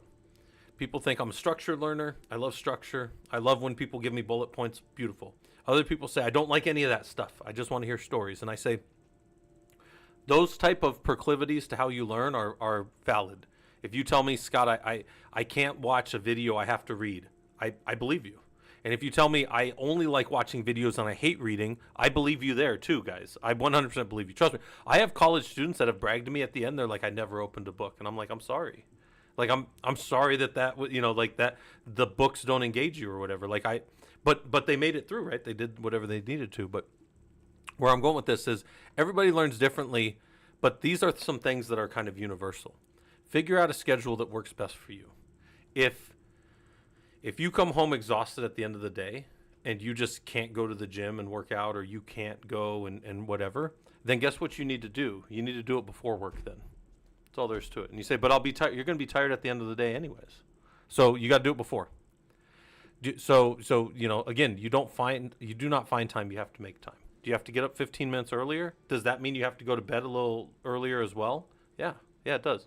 If I want to get up at 4:20 in the morning to take a shower and go to jiu-jitsu at 5, like I do 4 days a week, I have to get in bed by 10:20. If I don't do that, it's not enough sleep, right? Under 6 hours of sleep, you start pushing weird, right? But that's me, right? That's how I do things. Do you need to set a Pomodoro timer? Do you have problems focusing? Do you have to put your phone down for 10 minutes, right? Because if you're picking up your phone all the time, you're going to have problems, right? Can you set and watch videos for hours? Like I tell you guys, are you trying to get better at AWS? Did you guys know that you can just turn on the AWS playlist and watch reInvent videos forever? You would probably run out of time in a month before you'd run out of videos to watch on reInvent, because they post every talk that's ever been done on reInvent, and you would mostly want the ones in the last 3 years or so.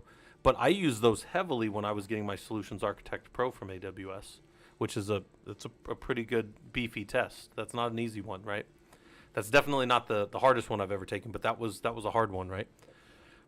In fact, I might say the modality of the test it was difficult in that you had to pick between 5 good answers, and that was a challenge. But most tests don't test you on all good answers. They test you on 4 bullshit ones and 1 good one. That's not how they did it, right? They tested on 5 good answers, and you had to pick the best one based on the reasoning of the customer or whatever.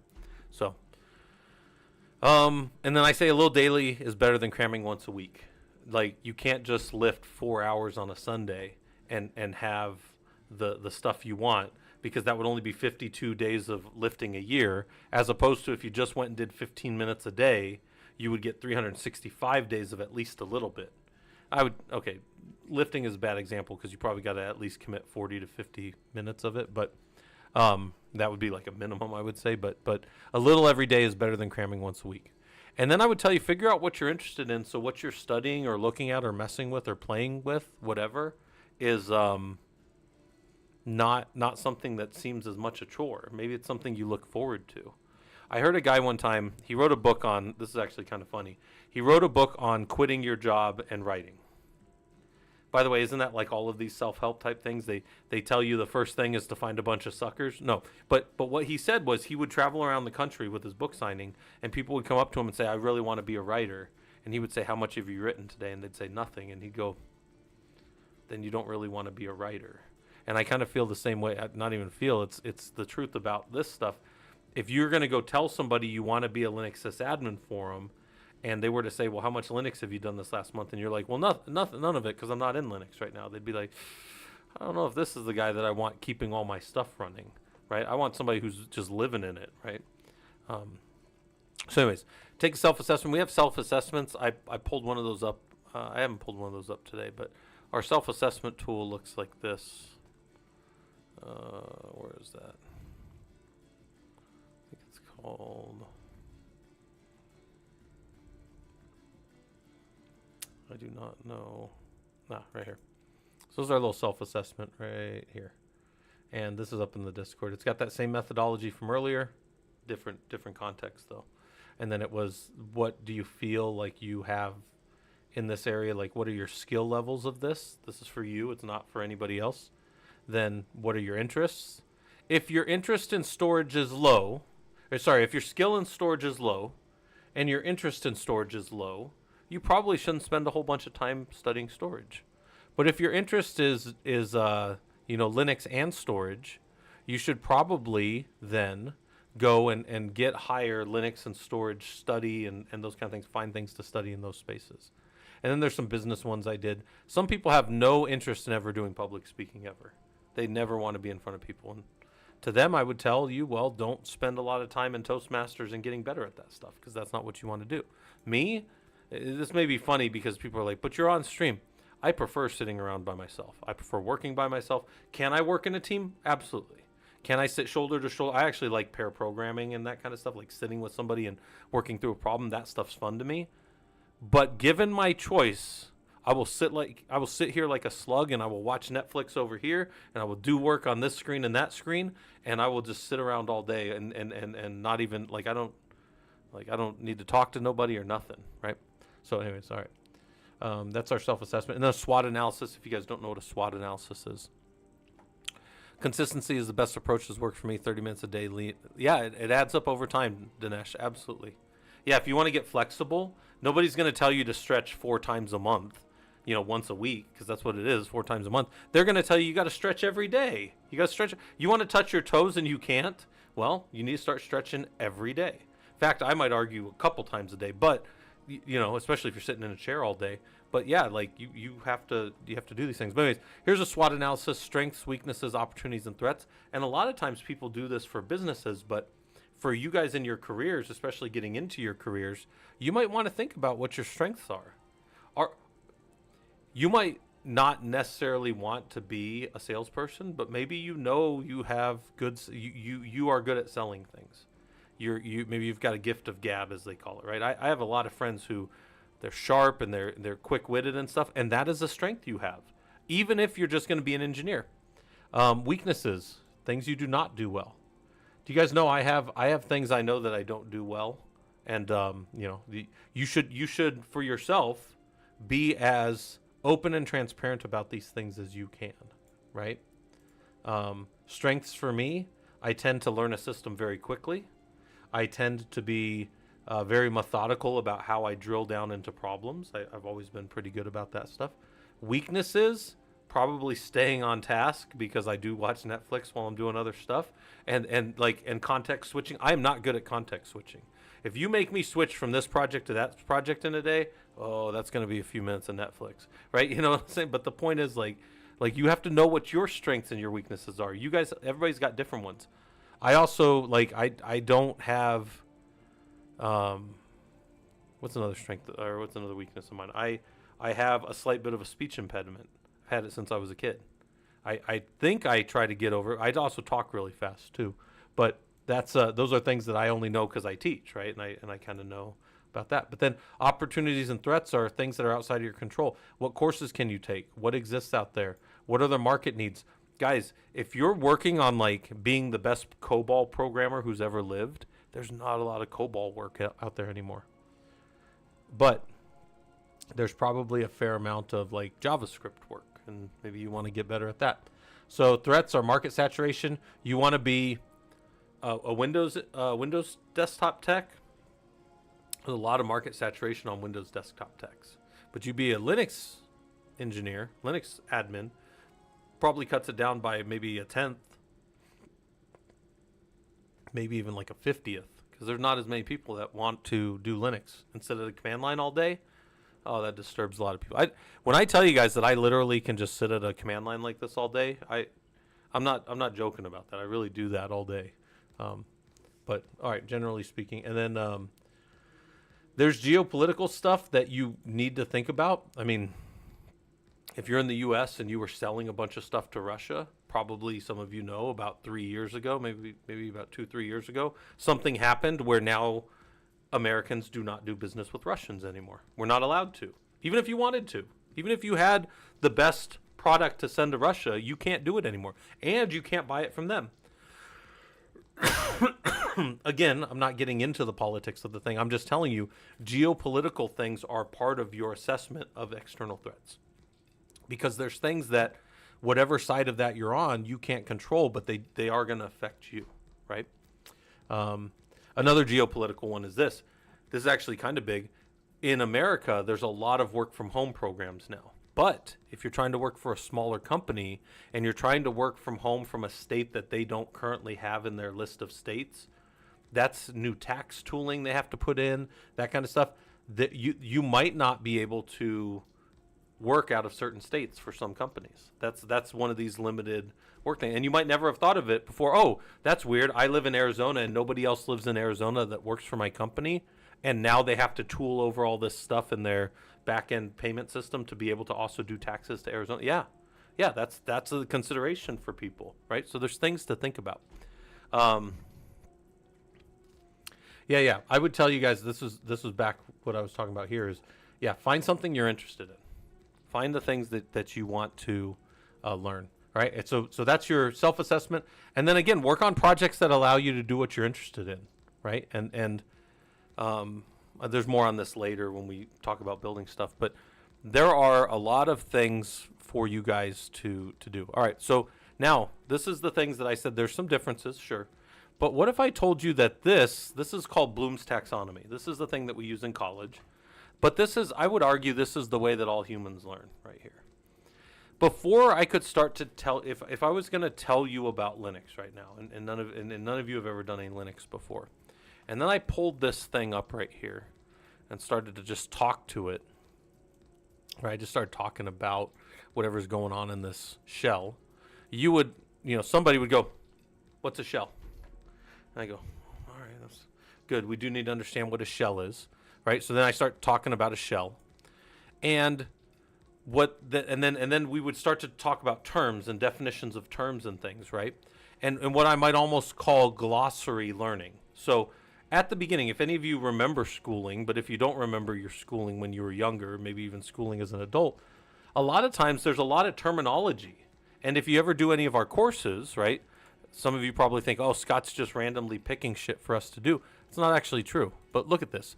If we're going to go through Unit 1 real quick, we're just going to look at it.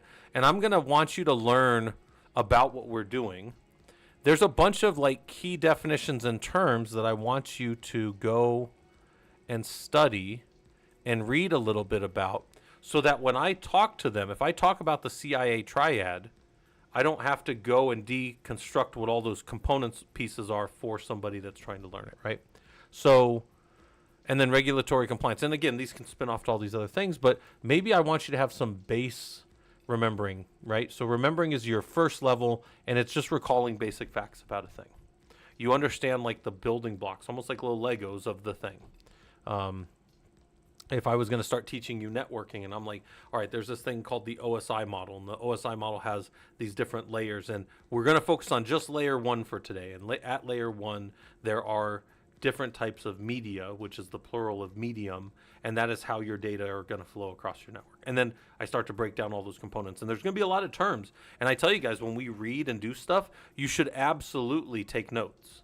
If I was going over an actual lecture that wasn't this, I would tell you guys, get your notepads out. I'll tell you, get your notepads out and find out, find the terms that I'm talking about. And then from there, those terms, those building blocks start to kind of take shape as maybe ideas or concepts. And it's not now just a shell, right? Like a shell that we're in. It's now like a terminal session or a remote terminal session or a local console. And there's different behaviors of that thing, right? And then maybe from there, I could ask you about, okay, so a user logs in and they start to have problems, right? And then we could start to use that information in new situations to answer questions or solve problems, right? Then maybe we start to analyze, well, why was the user trying to use a console when they should have been SSHing in and doing this? And you start to analyze and start to figure out the relationships between the things. And then maybe from there, you can start to take a stand or a position, meaning that if I said consoles are best, you could, in an academic and in a knowledge-based way, tell me why they're not. And again, this goes back to our earlier agreements of metrics and those kind of things. And then we would argue the merits of those. Argumentation is not a bad thing, right? It's apologia, right? Which is the Greek root for to give an answer for. It's just to give an answer for the thing that you believe, right? That it's the ability to give an answer for the structure of learning or things that you have. You always build things a certain way, and I always build things a certain way, and we talk about the weights and the merits of how our things go. All right, so then this last one is creating, like we produce something new. We do a whole different way of doing it. Now, I'm going to back up for a second and talk about industry for a second. This is not to say that you need to learn an industry before you can shift a paradigm in an industry. I'm just talking about how people learn here. So, again, and most of the time when we talk about this, almost universally, 1, 2, 3, and 4 are your bachelor's level. And then 4 and 5 are your master's level, if we're talking college. And then 6, creating, is like your PhD doctorate type level. And this is how Bloom's taxonomy kind of works, right? And this is how humans learn, right? We need to understand basic facts, and then we move up through it. Okay, I'm probably missing stuff. So, another part of this, I learned this in college too, and I really like this. The way I learned this is we were in some class. It was like a sociology or class or something. Oh, I don't even know who this is. Hold on a second.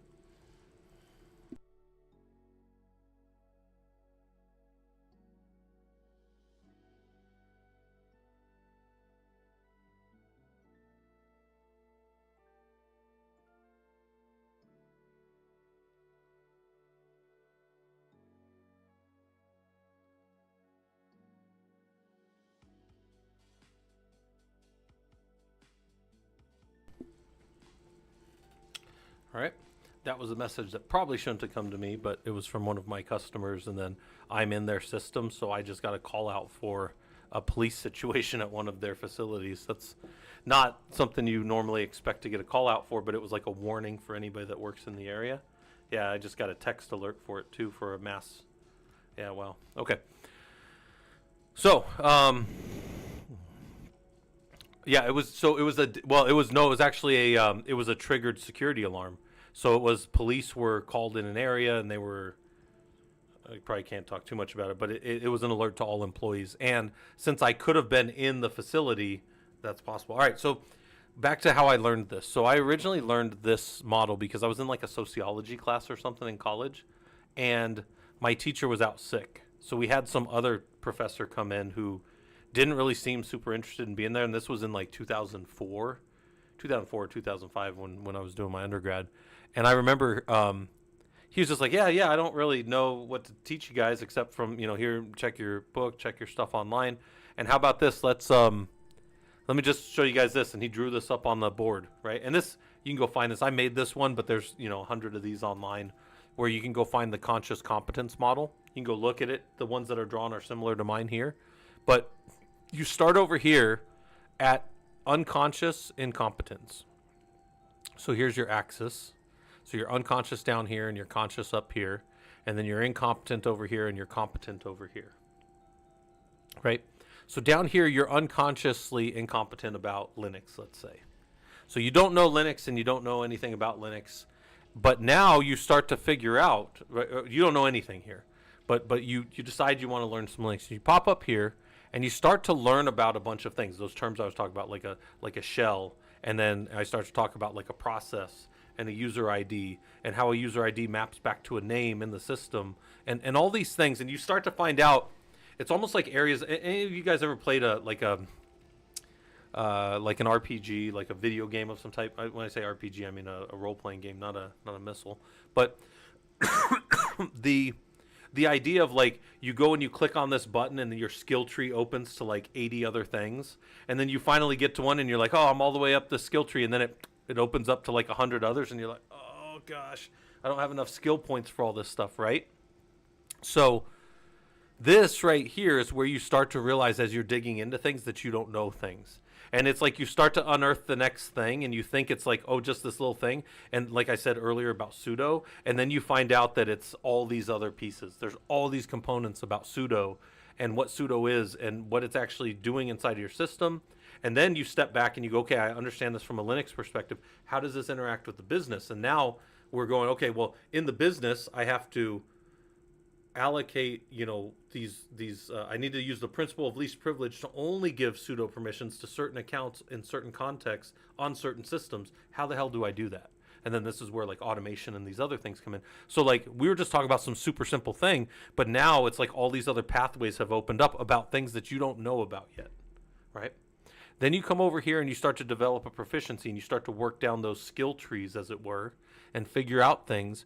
But you still have to, like, I reference things. You have to reference things every now and then. You haven't arrived yet. And then you get to unconscious competence. This is you don't even have to think about it anymore. You're proficient.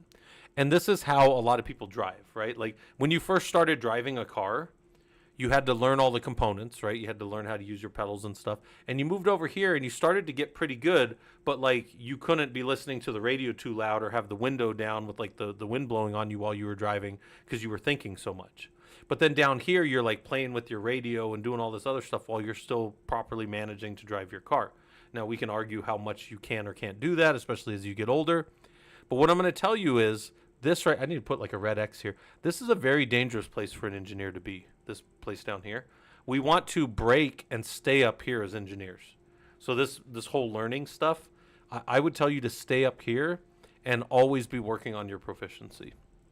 If you get to a place where you're like, I've arrived, I know all the things, I don't need to study anymore, I don't need to know any things, this is dangerous as an engineer. Because back to that earlier, we always need to be learning things. I'm always going to stress that that's super important. So, okay. Robodom, how's it going? Robodom, we got two things going. You can !clip if you find anything super useful, and you can do !ask if you guys want to ask me questions. And that will interrupt what I'm talking about, but I think it's quite funny. Okay.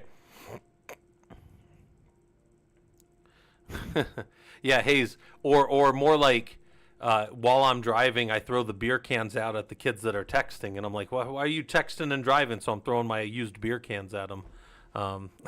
There's an old joke about that, right? I was so mad at that girl texting and driving, I threw my beer can at her, and you're like, all right. Anyways, that's different generations, right? All right. So back to this then. The next thing on our block of things to talk about is certification, and I think certifications are fantastic. I have a whole bunch of them, and the reason I got them was to not, guys, I was already in the industry. I didn't really need almost probably every cert I have, I didn't need. I went and got it for different selfish or group reasons. Our professional links users group was to show people that they could do it. Yeah, I think people should always be learning stuff, fix it for sure. But certifications have this concept around them that I really want to ingrain with you guys. Like, being a CISSP does not mean you're smarter than anybody. It doesn't mean that you know.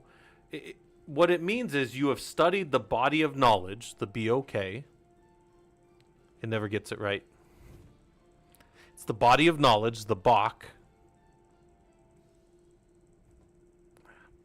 Whatever.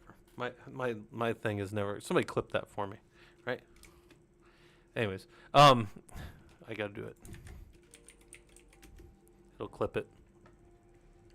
Yeah, I'm balking it up. But anyways, the body of knowledge around a thing. So I might not be the best security professional ever, but I've spent time around CISSP enough to have passed that, and the CCSP, right? So I have both of those certs.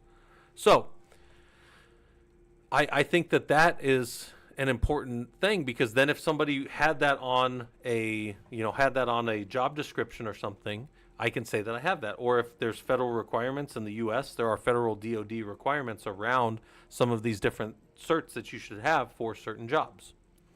CompTIA, Security Plus is huge in the industry for finding that kind of work. Net Plus is a good one, Data Plus and Cloud. But what I'm saying here is not necessarily, again, you don't have to pay and go take the cert, but you can go study any of these for free. All of the study for these is free. Now, there's paid for courses and stuff, but I've shown you guys the CISSP Sunflower document. That doc is completely free out there on the web, and it will show you. You guys want to see the Sunflower doc? Hold on. Let me see if I can find. I might just have to go to Documents, Sunflower. think it's in my CISSP stuff. Yeah, if you guys have never seen this, we'll open this with Chrome. This is the CISSP study guide by Martin DeFrankenreicher. And this one, when I was studying for this, I used to just keep this open on one of my screens back in the day. Got past mine in like 2017. But it's right here. It's domain 1, all of those topics. Domain 2, asset security. And again, this starts you off with that first level of understanding of a thing, which is all the terminology. And then you would have to go spend more time with this kind of stuff. Keep scrolling down. Domain 3, security engineering. How do we, what is virtualization? How does it tie in with some of our stuff, right? And then what is some timing attacks? And what does it mean to be in a race condition? Race condition where two processes are running, one's been forked off, and it gets to a value or variable that hasn't been set yet. And now you start to get into race conditions because of especially with multi-threading processes, right? And this is a thing that comes up a lot with weather data because we're sending it across so many different nodes, right? Memory and how it works and just so many components of this to understand and spend time with, right? So that's a free thing that's out there for you guys. You can go download that off the web. CompTIA and Linux Foundation has their CKA and their CKAD. Those are huge certs right now. CKS, those are huge certs for getting into what a lot of people call like DevOps, especially with like Kubernetes and stuff. And again, you might say, well, I've known a CKA and the guy was stupid and he didn't really know anything. Sure, maybe. But what I'm saying is he has still went and studied and passed the test or studied the body of knowledge for a thing. And I would argue most guys that can pass their CKA, they at least understand the hands-on component of that stuff because you can't pass the CKA. There's no questions on it. You just go and do the labs. It's literally 2 hours with like 14 to 15 questions. And that's a challenging test. So was the CKAD was less challenging, I thought, because CKA took me a couple tries to pass, but the CKAD I passed like a few weeks later, like because they're so similar, they're so close to each other. So, and then there's cloud certs, AWS, Azure, and there's free training out there like crazy because they want you to use their stuff, so they make the training free. The program to pass the test for the training isn't completely free, but the learning of the stuff, there's a remarkable amount of free stuff out there for you guys. It's all in here. Also, this talk, yeah, we just found this. This is up in the Discord, so if anybody needs it. All right. Now, if you say, well, Scott, that's good, but everything you show up here costs money, well, here's the free ones I know about right here. So here's all the free certs that I know of that you could go and take. You could study for them, and you could take them for free. So if you say, if you're, fix it, I am streaming from a Windows box, but I am doing everything in Linux, if you're asking that. I know, stupid question. OBS is the main reason I got Win 10. Yeah, I use Windows 11, I guess, in that context. Yeah. And OBS works. So I used to use Streamlabs desktop, and it just gave me too many problems. And I had to pay Streamlabs to go to two because I go to Twitch and YouTube. But when I went to OBS, I can stream to as many platforms as I want for free off of it, which is awesome. Yeah, and OBS on Linux is different. So yeah, I have I'm running on Windows. It was originally 10, and then I upgraded for 11. And then it's funny, it made me upgrade my VLC player, so I don't know how much you guys have played with VLC, but VLC can be a 32 or 64-bit executable, and I have apparently had, I don't know why my VLC was 32-bit, but it won't present through here. So if I tried to pull up VLC and play like one of my old videos for you guys or something, I couldn't do it until I switched over to the 64-bit VLC. But anyways, so back here, these are general engineering things. If you told me I want to be an engineer, Scott, I would tell you, well, there's free certs you can go take right now, and then you can put them on your resume. There's Gremlin Chaos Engineering, which is free. There's some really good study guides for that out there. There's the networking. So if you want to get into networking, but you don't have any extra funds, there are free certs you can go take that give you these guys give you all of the training as well. Let's go click on this Hurricane Electric one. These guys it's Hurricane Electric. They have networking services all over planet Earth. You can go look them up. They are a surprisingly large telecom company that I had never heard of before. One of our guys, Inspector, was always talking about them and talking about certs. But these are the things that This is what you would be able to put on a resume. I know IPv6 in this context. That will help you get a networking or a networking job for sure, 100%. Because these are things that most people don't know, right? And they definitely haven't done it in a lab environment. So that's a good one there. Sorry, 23 minutes behind on the learning how to learn slide. You're learning so much, 30 minutes a day over the course of a year. Yeah, you would, ellipses. If you were learning that kind of stuff, you would learn a lot, I think. Security live switch to Linux. Oh, yeah, I don't. Yeah, fix it. I will probably just because I context switch so much into different customers. I will probably always be on like a Windows system. Some of my customers' government stuff require that I have certain security levels on my system, which I would almost certainly not maintain on my own Linux systems. But Inspector, yeah, I didn't even think about that. Like ham radio licenses are good too. Yeah, a lot of you guys know I was pretty involved with signal engineering and ham radio and stuff in college. I used to build little signal jammers, and that's all I can say about that. But I can tell you that other people in the world would take those to like movie theaters and stuff, but because they didn't like people calling in during movies and stuff. However, let me emphasize as I tell you that I used to build those but never take those and do those. That is very illegal. And the number one reason why is because people can't get to emergency services. You can never block emergency services, right? Just know that, especially internal to a company, because there's companies that have done stuff thinking that they were slick and then gotten sued. In the case of, there was one a few years back. It's probably happened in like 2013 to 2015.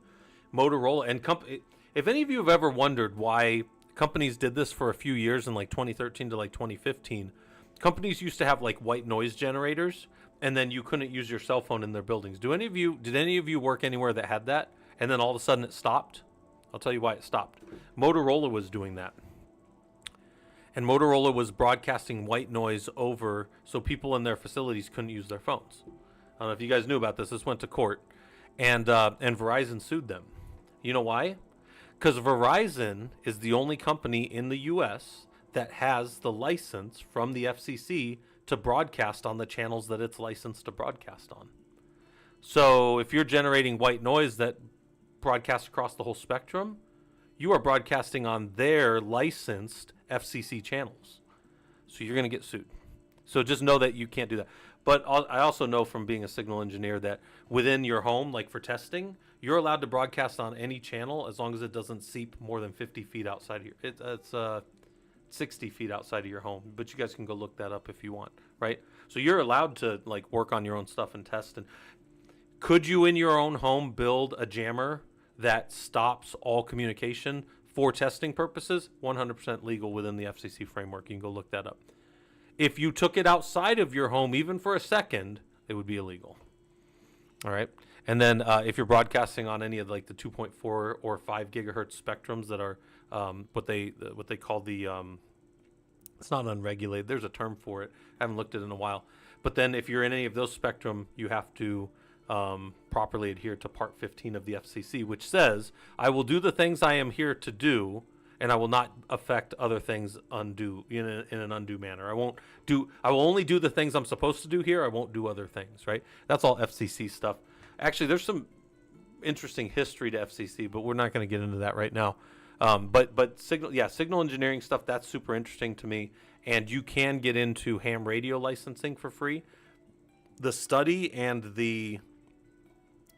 is free, but the test itself is not free. I think the test is like, I don't know, Inspector, if you remember. I know when Salty Catfish went and got his a few years ago, I think it was like only 15 or 20 bucks or something. It wasn't some crazy thing. Yeah, there's bands that are unlicensed bands that anybody can use. They're the 2.4 gigahertz and the 5 gigahertz range. $15 last time. Okay. Yeah. So I can't put it on my free ones, but I could put it down here on where the certification's not free, but the training is free. So again, I would argue with you guys that the knowledge is more important than the cert, right? Being able to do the thing and being able to talk to the thing and being able to express the concepts of a thing and prove to somebody that you would be able to do it for their company is more valuable in my mind than a piece of paper, right? So hands-on labs with Killer Coda and getting in on Linux systems and doing that kind of stuff, very important, right? I think Killer Coda is one of the best free things ever put on the web, because you can go in and do Linux right now without having to build Linux. And I tell you guys, when I started, somebody threw a CD to you, and it was a CD back then, and if you couldn't install Linux, you couldn't be a Linux admin or a Linux engineer. And that was how life worked for you. Now you can go and start learning this stuff, and you can learn how to build Linux out later if you wanted to. You don't have to learn it just yet. Okay? So there is free training. We showed earlier the Six Sigma, which is like process engineering stuff. But all the other belt levels of Six Sigma have free training, but the certification itself is not free anymore. But if you have a white belt in Six Sigma, you can get in with a lot of companies, at least in process engineering, if you wanted to go that route and get into manufacturing or any of these other things. There's a lot of areas where you can learn a fair amount with this stuff. Fix It, you said you have dual boot on your Amiga. I did not know that. I haven't dual booted probably since maybe 2011 or so. It's probably the last time I dual booted a system. I just keep my lab hardware is all separate. So you guys that have been around, I just keep all my all Linux, right? And then it can interface with any other productivity type systems I need. So Terraform and Vault, they'll teach you them for free. Plenty of that online free. And again, this talk is up in the Discord if anybody needs it. Data science, they'll teach you how to do it all on Kaggle. They'll even give you Jupyter notebooks for free. General Linux or General Web, W3 schools, they have all kinds of training on there. You want to get into like the basics of databases, they'll show you that stuff too. That's all General Web stuff. General Linux, tldp.org will walk you through. There's free books on there. It's the Linux documentation project. They'll walk you through all kinds of stuff. Web security, Portswigger, it'll teach you how to scan and look at how a web page is structured and built, and you can build your own testing for your own systems or testing other systems that are not yours. But the training is all free for all of this, but the certification itself is not. So what I'm saying is if somebody's going to say, hey, I want you to know how to use this tool called Burp Suite, maybe you find that on your, you go to DICE or something. Let's go over here. Go to dice.com, right? And I want to know about Burp. See if anybody has Burp on there. I didn't even know if anybody would. But there's somebody that wants a remote cybersecurity engineer, API web app security. It makes sense that this would want Burp, right?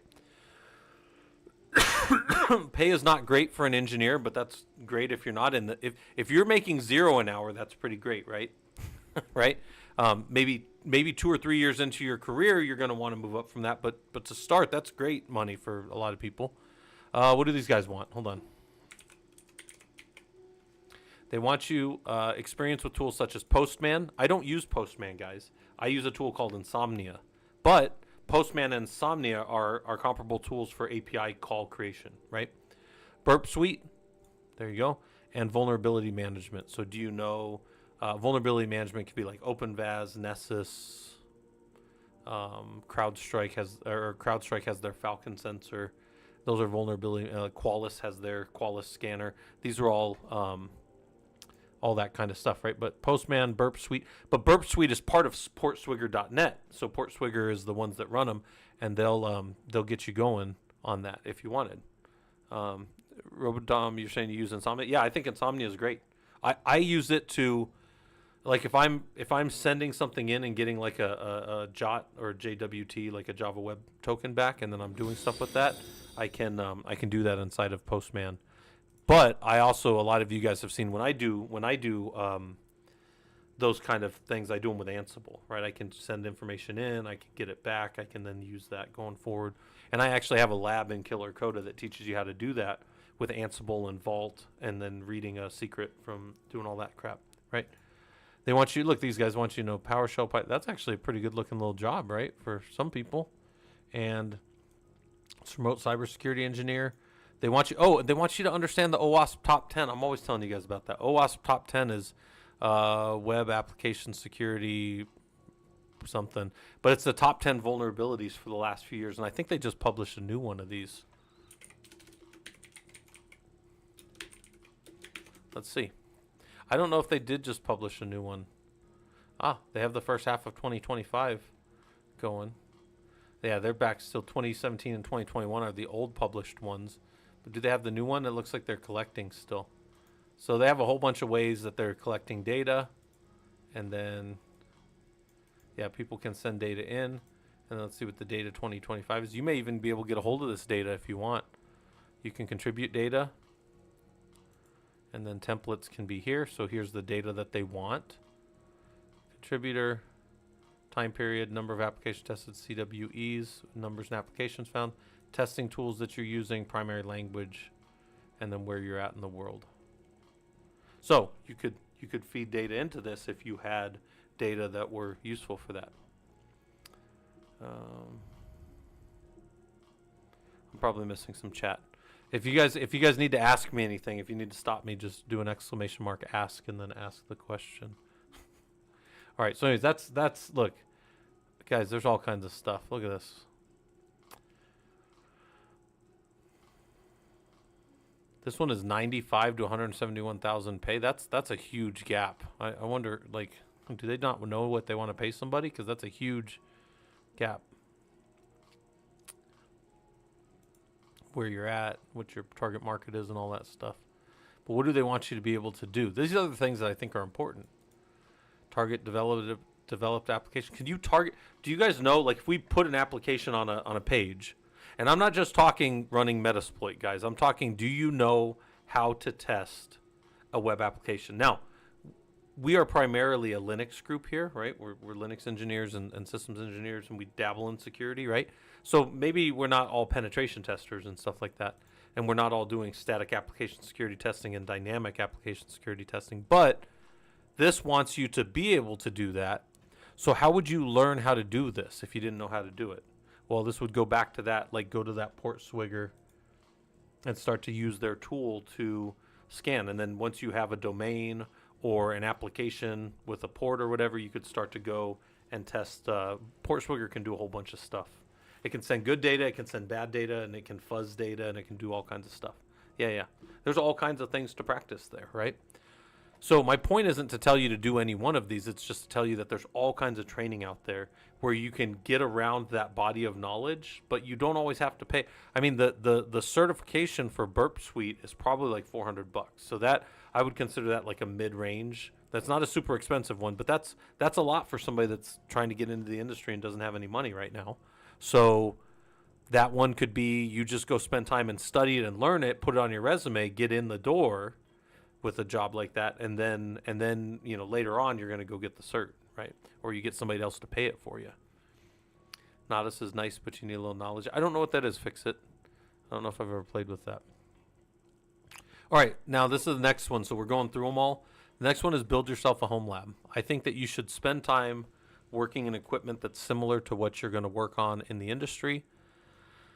Some of you guys know I work in data centers every now and then. I go to data centers sometimes up in Ohio, and sometimes I go to one right down the street from me here in Phoenix. So you got to understand hardware in some instances, not always. Depends on what you're doing. Sometimes you're going to be always remote. It really depends.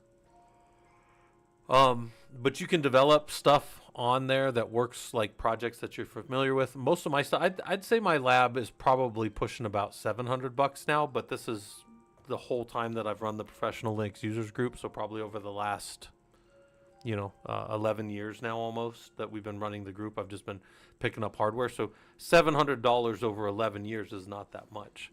Also, I have to put $500 down here in case my wife ever walks in here and wonders how much all my stuff cost. All right. Anyways, so what I'm going to show you costs less than that. Well, let's say about $700. And then this is what we have, right? We have our 4 physical machines, and then they have a bunch of virtualization under them. And that virtualization people can log into and do our Linux labs in an environment that all you have to do is go wipe it. When you're done, you just restart it, and it just comes back up. And then we've got all of our security ones, which go down and come back up the same way, right? So I think building yourself a home lab is very important. You can do a lot of free engineering in the cloud with AWS free tier or Azure with a $200, for the first month credit, and that's good for testing the stuff. And then you just get rid of the account. Azure back in the day didn't even require you to have a credit card. They just gave you, so everything in Azure is built under subscription. So you just have the $200 on the subscription. You don't even have to put a card in it or anything. AWS always requires a card, so some people that's different. The question was, were there only job offers for the USBs? The one that I was just looking at was on Dice. I don't know that they were. Those both look like those were the ones that we looked at. They did look like they were US based only. I don't know that I've ever looked on a universal or like a international type site. I don't know that I've ever done that on purpose, right? I've always worked in the US, so I don't know. Yeah, Dinesh, yeah, home labs. If you do a lot with your home labs and you put it up on GitHub, I do think that that's kind of the modern way of showing people what you're doing. Yeah.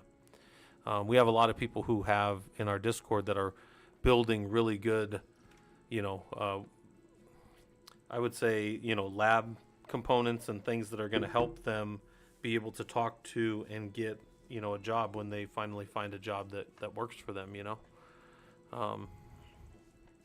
Enzo Bear said, Europort companies can't afford $180,000 pay for tech. That's probably fair. It's probably true. All right, so personal projects. I think stuff that interests you is important. I enjoy music and digital signals. I've done digital signals for 20 years now. I think that that's interesting, but it doesn't really go with my job. I also do a fair amount with weather and earthquakes and stuff. You can pull all kinds of stuff out of APIs for the U.S. Geological Survey, and NOAA has a tremendous amount of stuff out there. What's the DJ stream? Oh, DJ stream. No. I'm not. I play music, but I am not a. I don't think I'd ever stream music. I don't think my stuff would be like. I played piano my whole life. I started playing piano when I was about 7, and I did concerts in college and stuff. So, I say concerts. I mean like for small groups and stuff. Like I can play okay, but I'm not gonna probably ever do it on stream because I am. Some of you guys know this. I am very reticent. Like I would never call myself a content creator. I'm on I realize that I'm on streaming sites that have content creators, but I can tell you I don't think of anybody on this planet more useless than people that are just running around showing what they're doing all fucking day, but they never contribute anything to this world. But I back up. I digress for a second because I'll go off on a thing there. So, yeah, build a ProLUG. I have labs that I do because I want to show people Linux. I want to show people how systems work and that kind of stuff. And then we go there. So then there's also professional projects, right? Like I do a lot of stuff in my home lab that also is stuff I professionally do. So like some of you guys know I used to work at one of the places my company dropped me in over the years was at was at a college. And I had to build out, they didn't have good infrastructure monitoring. So I built out the same monitoring infrastructure that I do in my home lab like this. And we tracked everything. And out of their 1,260 node system, we were pulling a tremendous amount of data like this. And we were pulling out Slurm data. And we were really starting to get a visualization of how the data were moving in the company and how people were using the system and how jobs were kicking off and all this stuff that there was no view of that in the company before we did that, right? So we built all of this from the ground up, this same type of thing, but for way more nodes and for one less Ranger because only I have Ranger. But I'm saying you can build all kinds of things. I use Ansible all over my home lab. Some of you guys have seen me even pull up AWX, which is an Ansible tower type, Ansible automation platform nowadays. But I monitor everything at home. So I maintain close to 5,000 servers at work. That was when I was the platform engineering lead at AAA. I used to maintain about 5,000. There was about 1,500 Linux and 3,500 Windows servers, and I maintained all of them with my team, right? I had about 9 people on my team. I think like 2 or 3 Windows people, and then all the rest were Linux. But anyway, so this was the stuff that I did, and then these are the kind of things that I built out and worked on to like, I wanted to know all the cloud, all the data out of our cloud and pull it into Grafana. I wanted to I actually pulled in weather data for our different facilities. That data, I might actually have that turned back on. Hold on a second. Let's see if we go to my older, no, where do I have the, hold on. This is 218, so it's 219. Let's go to 218. Let's go look in here. So this is the, oh, it's 218. We need 219.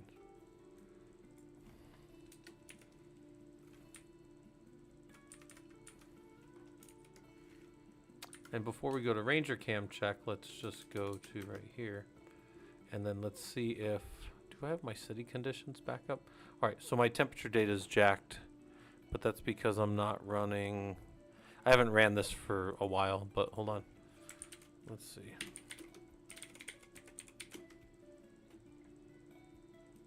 I don't know if I ever turned this other one back on.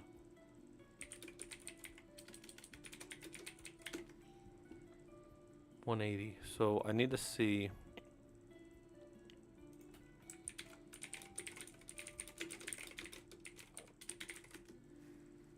So 180 and 181. So 180's up.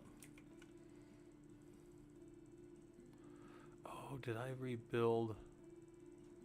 I might have rebuilt this one. So I think the other one's off. Hold on real quick.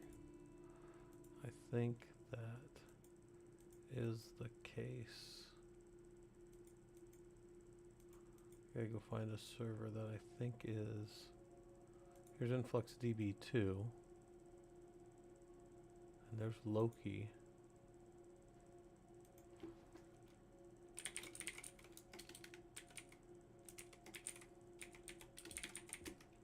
Yeah, I think, oh, we rebuilt this, yeah. So, is that, what is Influx? Support for Influx. Yeah, yeah, we're not running it on there. I rebuilt that box, so it's not the same one anymore. InfluxDB2. Yeah, 8086, that's what it was. Yeah, there's no 8086 up here. So yeah, this box is rebuilt. So hold on real quick. Let's see.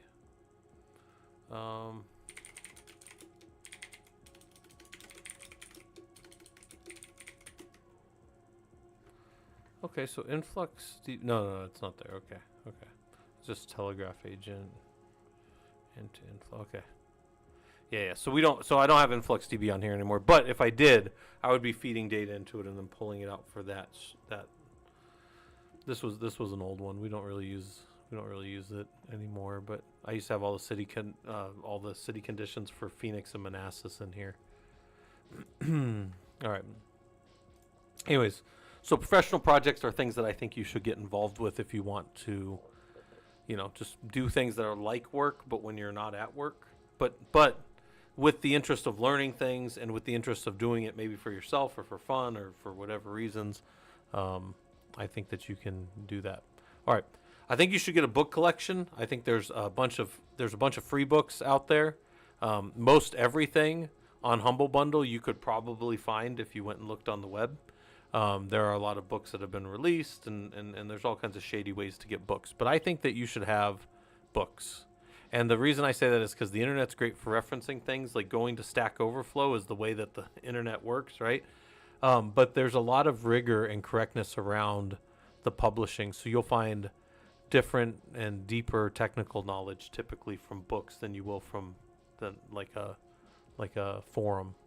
Forums are great, and you'll ask good and get good information in our Discord and all these other places, but you will get good technical information from books as well. Some books that I think that you should for sure have if you're telling me you want to be in this space is the site reliability engineering books from Google. They're free, right? Free is like one of the best prices around. So free is cool. And then there's, Humble Bundle where you can spend a little bit. I have a book. The book that I have is the only thing around here that's not free, but that goes through all of our free labs and then just gives you kind of like a journal of more things to think about and go work on and all that kind of stuff. But again, so many free. I tell people all the time, do all the free stuff well before you ever go spend any money. Even with me, go find somebody that's showing you this stuff first before you get into all that, right? Also, again, if you guys have questions, do an !! Ask with your question, and it'll alert me to what you guys are talking about. I know I sometimes don't go deep in the. Sometimes I focus on this other stuff. This, I would never make a slide that was like flashing red or anything. I think that would drive me and everybody else insane. I read a book about what hardware to buy each year, hit New York Times bestseller for sure. Yeah. Man, there's so much. Hardware is always changing, always getting older, and always there's stuff that I use. So I came back just 2 years ago to this company, Redline, and it's funny. I had worked at Redline before, and then I went back to AAA because I had worked at AAA before, and they brought me back to work because they liked how I had run platform engineering, and then I came back to Redline about 2 years ago, and the very first thing they had me do was embed with this college for a year and do all this work on kind of an older system, but then help modernize it and that kind of stuff. And I did all that. And then the last year, I've just been running around doing all these little, like, just drop me in projects on stuff. And where I'm going with that is I have gotten to work with so much, like, brand new Dell hardware that it's like, man, some of these boxes, like the speed, it's night and day between, like, even 10 years ago, the kind of speed that you can get out of these systems and the access to the RAM and the speed out of the system out into, like, the storage. So the storage is always on the network because you couldn't have 10,000 disks inside of a box, right? The architecture looks like this, by the way, in case anybody's wondering. I'm always showing you guys this architecture stuff. It's NIST. It's actually this one right here. So this is the NIST standard publication for this. I'll link it to you guys. And this is one I often, remind me later. And I'll link this to you guys there. All right. And hold on, now I got to turn that back off. This one drawing right here is so good for showing people around high performance. But this is kind of how high performance compute works, right? And we have huge storage arrays on these high performance networks that go to our computing infrastructure, right? This is what I build professionally, right? I probably have about 10 of these clusters I'm currently working on if I had to loosely guess. Excuse me. But all that aside, where was I going with that? I don't even remember where I was going with that. But because I got distracted. My wife's texted me from Kansas. She's over in Kansas right now. Industry discussion. This may be the most important slide I have for you guys. I'm going to mention something I haven't mentioned in a while, but there's a movie that I always tell you guys, like, my list of movies you need to watch to know what I'm talking about. But there's a movie called The 13th Warrior. Have any of you ever heard of it? The 13th Warrior had a guy named Antonio Banderas in it. It's like from the 99 maybe, 98 maybe. But it's a Michael Crichton book called Eater of the Dead, right? And it's a fantastic story. Absolutely fantastic. I didn't appreciate it as a kid, but it was a sleeper movie. It did not get rated well. It did not do well in theaters. It is a fantastic movie, but it's got this one fantastic engineering concept in it too, where he goes to ride to battle with these 12 other dudes, and he's the 13th warrior, and he's like Persian. He's of Arab descent, and now he's with these 12 mostly giant Nordic warriors, right? And he doesn't speak their language, but he's been told to go with them. So there's a reason he has to go with him, but it's mainly because he was cavorting with the wife of one of the rich nobles, so he had to leave town or be killed, basically. So he's with these guys, right? And he doesn't speak their language. So they do this really cool, like, montage where, like, he's sitting there and they're, like, having dinner, and then they're on the boats and it's rainy, and they're moving up north to try to stop this threat to the king's nation. And the king is one of the warriors, one of the 13. And he doesn't understand, but then as he's sitting around dinner, he's, like, watching them, and he hears a word here and there in his language. So it's, like, all just garbled while you're watching it. But then as you keep going forward, it's more and more, and then finally they get to where they're going, and the guys are like laughing and joking, and he's hearing it in his language, which is English for us watching it. And it was such a good. The movie was The 13th Warrior. Yeah, the book is Eater of the Dead, and it's a fantastic book too. I actually have 2 different copies of that book here at my house, and I gave away a third one, which was a duplicate of one of the others. But anyways, because I like telling people to read it too. But where I'm going with that is finally, and the guys joke. They make a joke at his expense because they've been laughing this whole time, and the one guy says, what is that? That is a pony, or that is not a horse. That's a dog. You're riding a dog. Who brings a dog to war, right? And because they're going to war, but he's got like his Arab stallion that's much smaller than the other guy's horses, and he goes, "The only dog here is your mother," right? He tells the guy that, and they all look at him. When did you learn our tongue? And he goes, "I listened." And the reason I bring that up is to say that's how I feel about learning engineering. If I was outside of this, I would want to sit with the engineers. I would want to listen to how they talk to each other, right? It's a fantastic scene. And the guys all look at him like, and then they all start laughing because he's one of them now. Like they're all just a bunch of jokers, but they are all badass. Like every one of them can fight. It's fantastic. I might have to rewatch that while the wife's out of town. I'm gonna be watching that tomorrow while I'm working. But anyways, 13th Warrior, fantastic movie. On that concept of sitting with the warriors, sitting with the engineers, sitting with the group that you want to be part of, you just kind of sit off to the side and listen to them. And after a while, they kind of like bring you in and are like, whatever. And if you guys ever hear my friend Jared come talk, I've known Jared since 7th grade. We're good friends. But he's a data architect for his company now.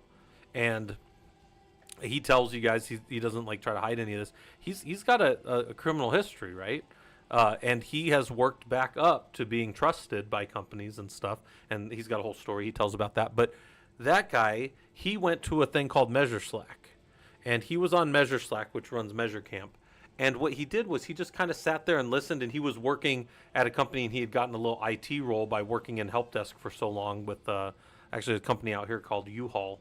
Big nationwide company, but they're from Phoenix. And he was working with them, and nobody was doing anything with their Google Analytics. So he goes, well, I'll just be an expert at this Google Analytics stuff, whatever this is. And he started going to Measure Slack and just listening. And he would ask questions, and he would go implement stuff, and then he would post stuff back. And I remember the one day he told me, he goes, there was a guy who was like always answering questions, and he was like considered like an industry expert, right? This guy, one of the guys that was on Measure Slack, I don't know any of their names. But the guy came on, somebody asked a question, he goes, oh yeah, I would go look at this and this and this, but I actually don't know that as well as Jared does. So he was calling out Jared, my friend, to be the guy that answered this. And then Jared's like, well, that's kind of how I knew I had arrived. And if any of you guys go and look up like Measure Slack, and then it's got its own exclamation mark on on Twitter. If you go look that up, and people make lists of like the top 20 people you should follow in data analytics and Google Analytics, my buddy Jared's always on that list. So yeah, Measure Slack is excellent, right? I think there's like 35,000 people in there on systems, right? So anyways, these are things. I gotta take a break, guys. I've been talking too long. Let me go to, hold on. Go to my streaming avatar real quick. I'm going to put up an hourglass. I've been talking for 2.5 hours. Jeez. Let me throw this up. And then I'm going to say, it's not going to be a 22-minute break. Let's go over here. It's over here. And say, take a break. And then more engineering. Yeah, Measure Slack, though, is the name of that. Take a 10-minute break. And then we will we'll come back. We'll keep talking about this. But this is a huge, I think this is one of the best things you can do. And I tell you guys all the time, if it's not us, right? If it's not, I'm going to hang around still. But yeah, get out of here, fix it. Have a good night. Get some rest and stuff. But I'm going to tell you guys, like, if it's not our group, find somebody. Find somebody to go get in the industry, find out the terminology, find out the way that people talk about this stuff and how this stuff gets put together. And I think this is very attainable for you guys. All right, let's start our break. I'll be back. Take a walk, grab some water. Think about Linux. All of this stuff is up in our Discord, by the way. Robodom, you're in charge till I get back. Don't let him do anything too crazy.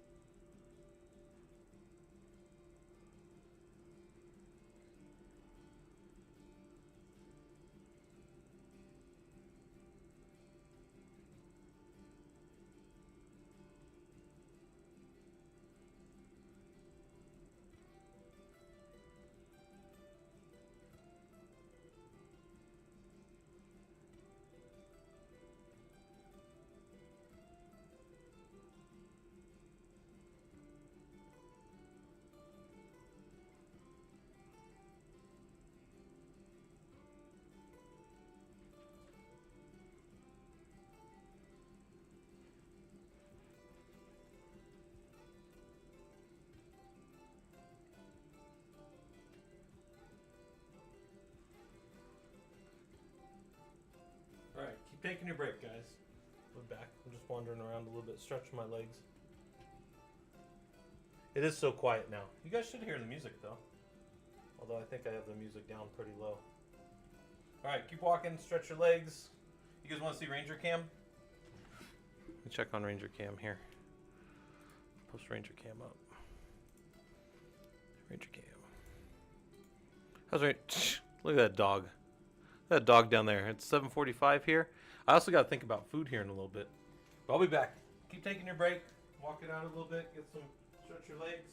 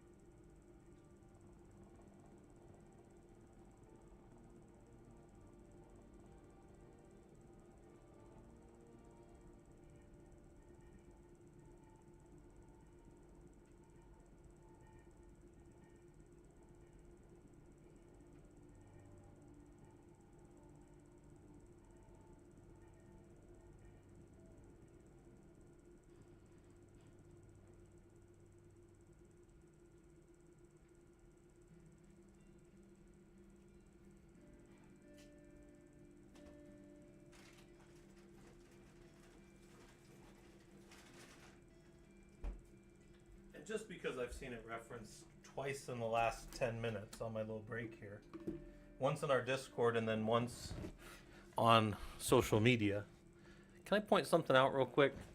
Guys, this should be super simple from a security standpoint, but don't ever respond to any email from anybody and give them gift cards to shit. There's nobody you know. Just think about this for a second. Nobody you know anywhere on planet Earth is ever going to be no boss you have, no company you've worked for is going to be like, yeah, send me these gift cards now.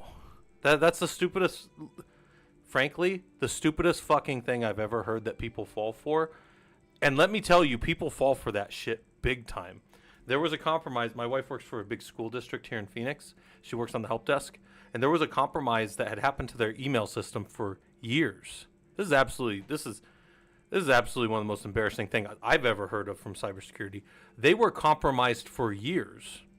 And what this person did was send emails as all of their principals, as the principal, because they've compromised their email keys, their GPG keys, right, for their email.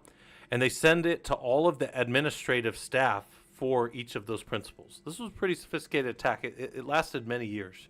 People figured it out, but it kept coming back because they... Anyways, this fucking school district.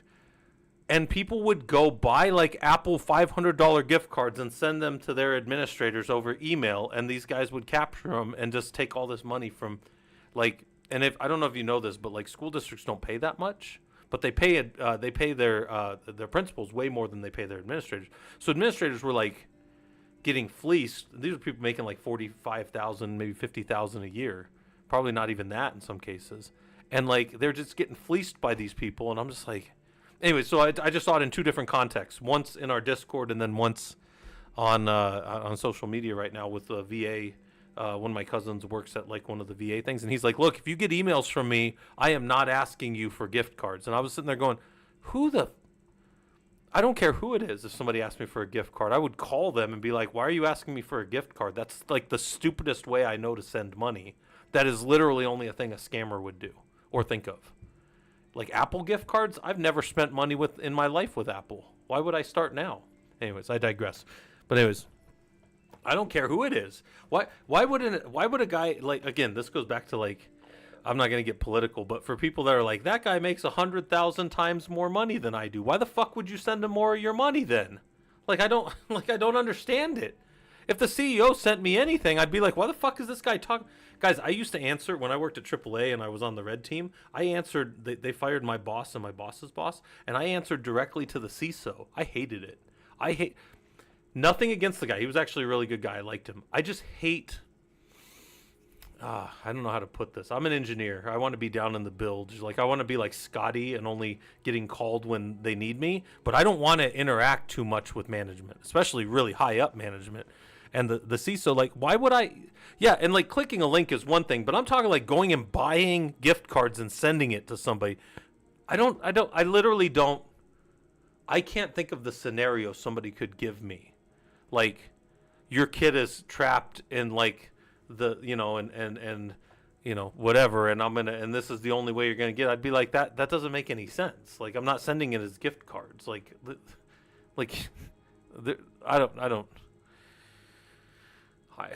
this isn't even, it's targeting the working person. Like, it was all the people that fell for this were like the people down at the bottom. And I'm just like going, you didn't have $500 to waste.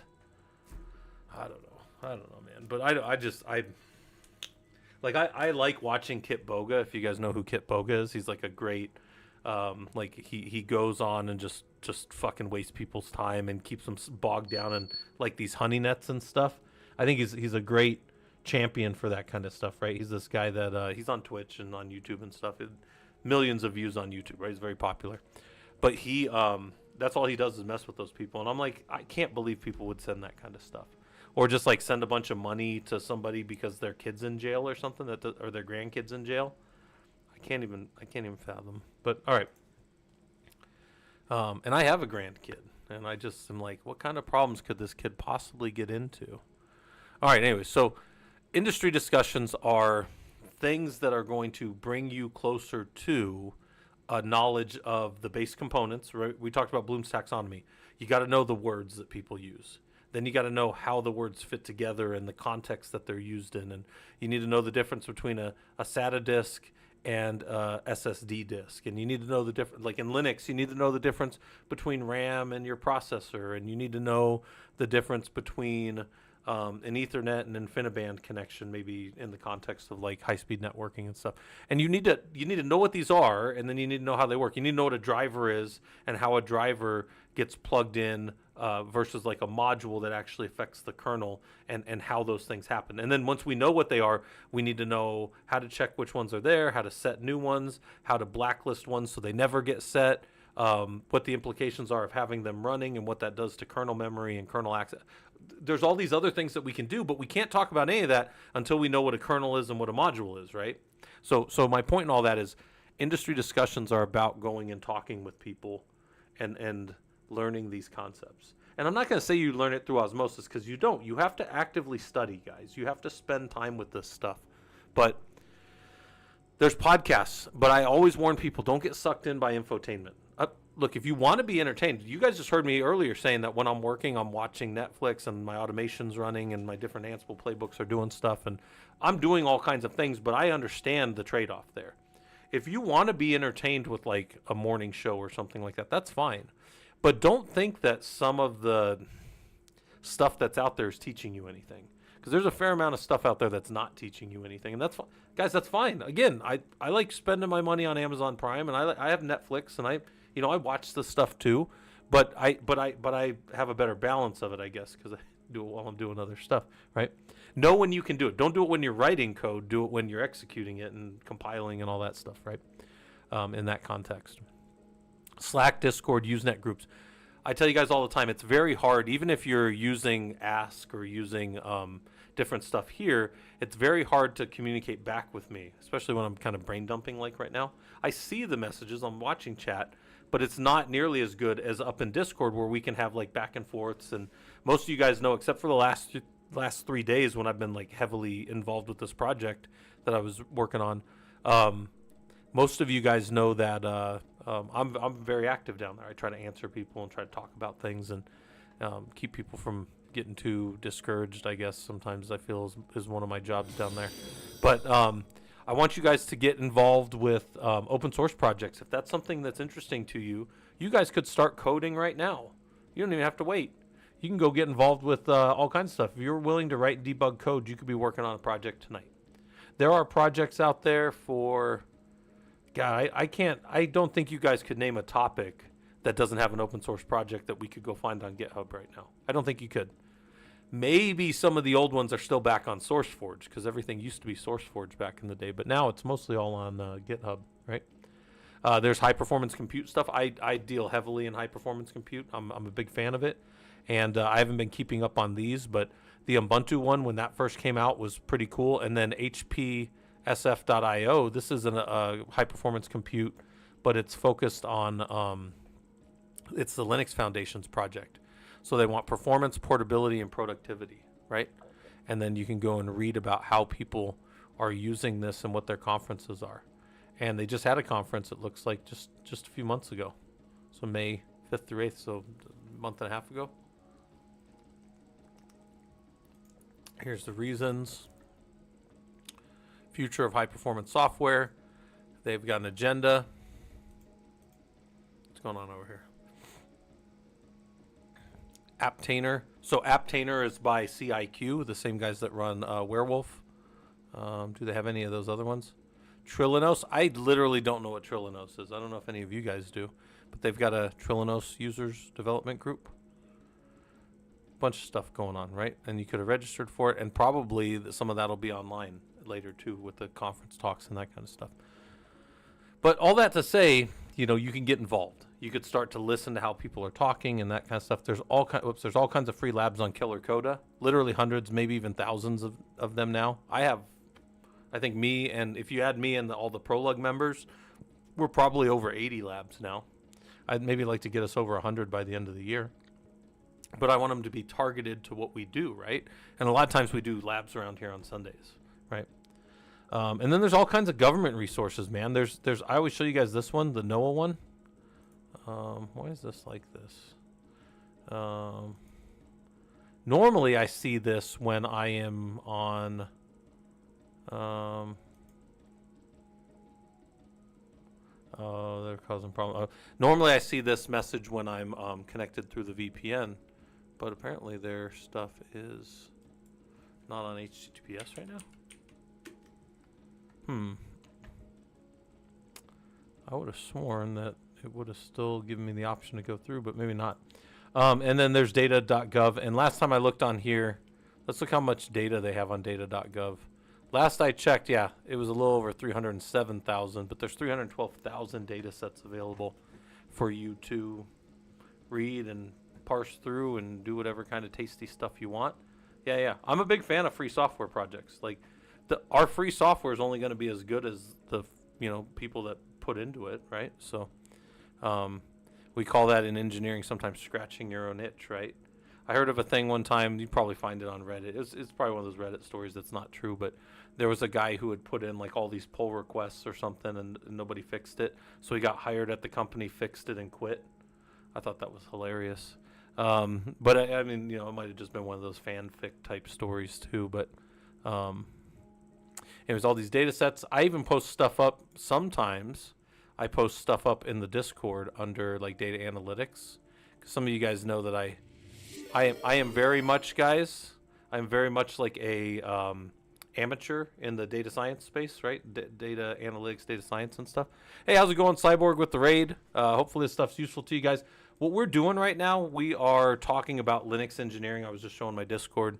We're talking about if you were going to try to get into engineering, right? This is a topic that I normally talk about with my college students, but it's excelling in the engineering field after college. And then what I did was I turned it into a for anybody, right? Also, I don't know if people know or I don't care if people know my real name. I'm a real person. You can look me up, right? But then the talk is about how to get involved with engineering, and the overview is kind of like learning how you learn and learn how to keep yourself sharp in this space and that kind of stuff. So, yeah, and Slyborg, hopefully you guys had a good stream. What were you guys working on over there? I imagine some kind of cybersecurity or something if you're raiding in here. I apologize, I haven't actually seen you on Twitch before. I do a lot of hanging out on Twitch, guys, but I have this weird I like Dead by Daylight. I don't know what it is. Like, I don't know if it's like a horror movie, but you're not actually having to be engaged in like a horror movie, and it's something that I can do while I work. So while I'm engineering and building other stuff, I can be like watching Dead by Daylight. So it's weird. Like, you'd be like, Scott, you're like in your 40s and you don't even like playing Dead by Daylight. I play other games and stuff, but I've never played a game of Dead by Daylight, but I'd be willing to bet I've watched it more than 10,000 hours. I don't know why. It's just a thing. So remote file in okay. Yeah, just hacking on stuff. Nice. Well, if you guys wanted me to show you around a little bit, I have a home lab, and I have a whole bunch of infrastructure that people tend to connect into. Actually, you know what? Maybe I can best show it like this. Let me save this doc real quick that I'm on. Save to current file. Let's just open a different one real quick. Let's wipe this real quick. So this is Excalidraw, if any of you guys haven't seen this. It's a tool that we can use to like collaborate and work on stuff. And they just got SOC 2 compliant the other day too, which is kind of cool. But let's open up my home lab logic drawing, and I'll just show you guys. This is kind of like what my home lab looks like. And I've let other people draw on this, so it's not just me anymore. But currently, so you can connect into our systems if you're part of our group, and we run a few free courses for people. A course on Linux administration and a course on security engineering within Linux. And people can connect in, and they get into my device, and they hop into my currently P01 Jumpo 1 box. But the other day we made P01 Jumpo 2, which is a more modern system. Then we jump back into the lab environment. We've got these Rocky nodes and these Hammer nodes, right? And there are a bunch of virtualized Werewolf nodes underneath. Where do we got? Let's go hop into some Linux real quick, because that's what we do around here, right? So real quick, guys, so people on the YouTube side know we got a raid over on Twitch, which means a whole bunch more people popped up. So I'm just kind of giving them a little background on what we do around here. So here's my boxes, right? There are a bunch of virtualized machines under here. They exist as stateless nodes, meaning I could go to like Hammer 6 right now and just say, I don't like you anymore. And I could just kick this box over, right? I can just reboot him. And he will go down, and he will come back up again as a brand new image from Werewolf. So over here,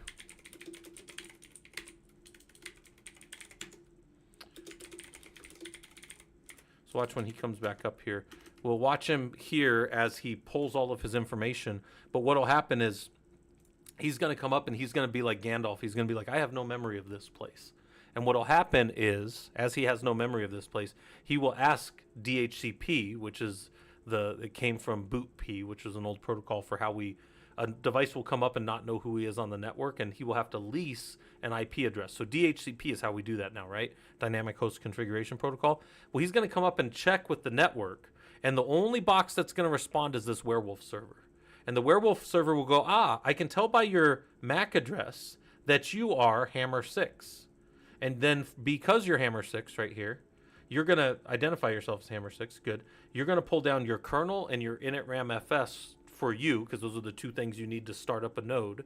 The box will come up. He'll drop into his own initram and tempfs internal shell, and then he will run all of his kernel and everything on him. So here's him pulling all of his information over here.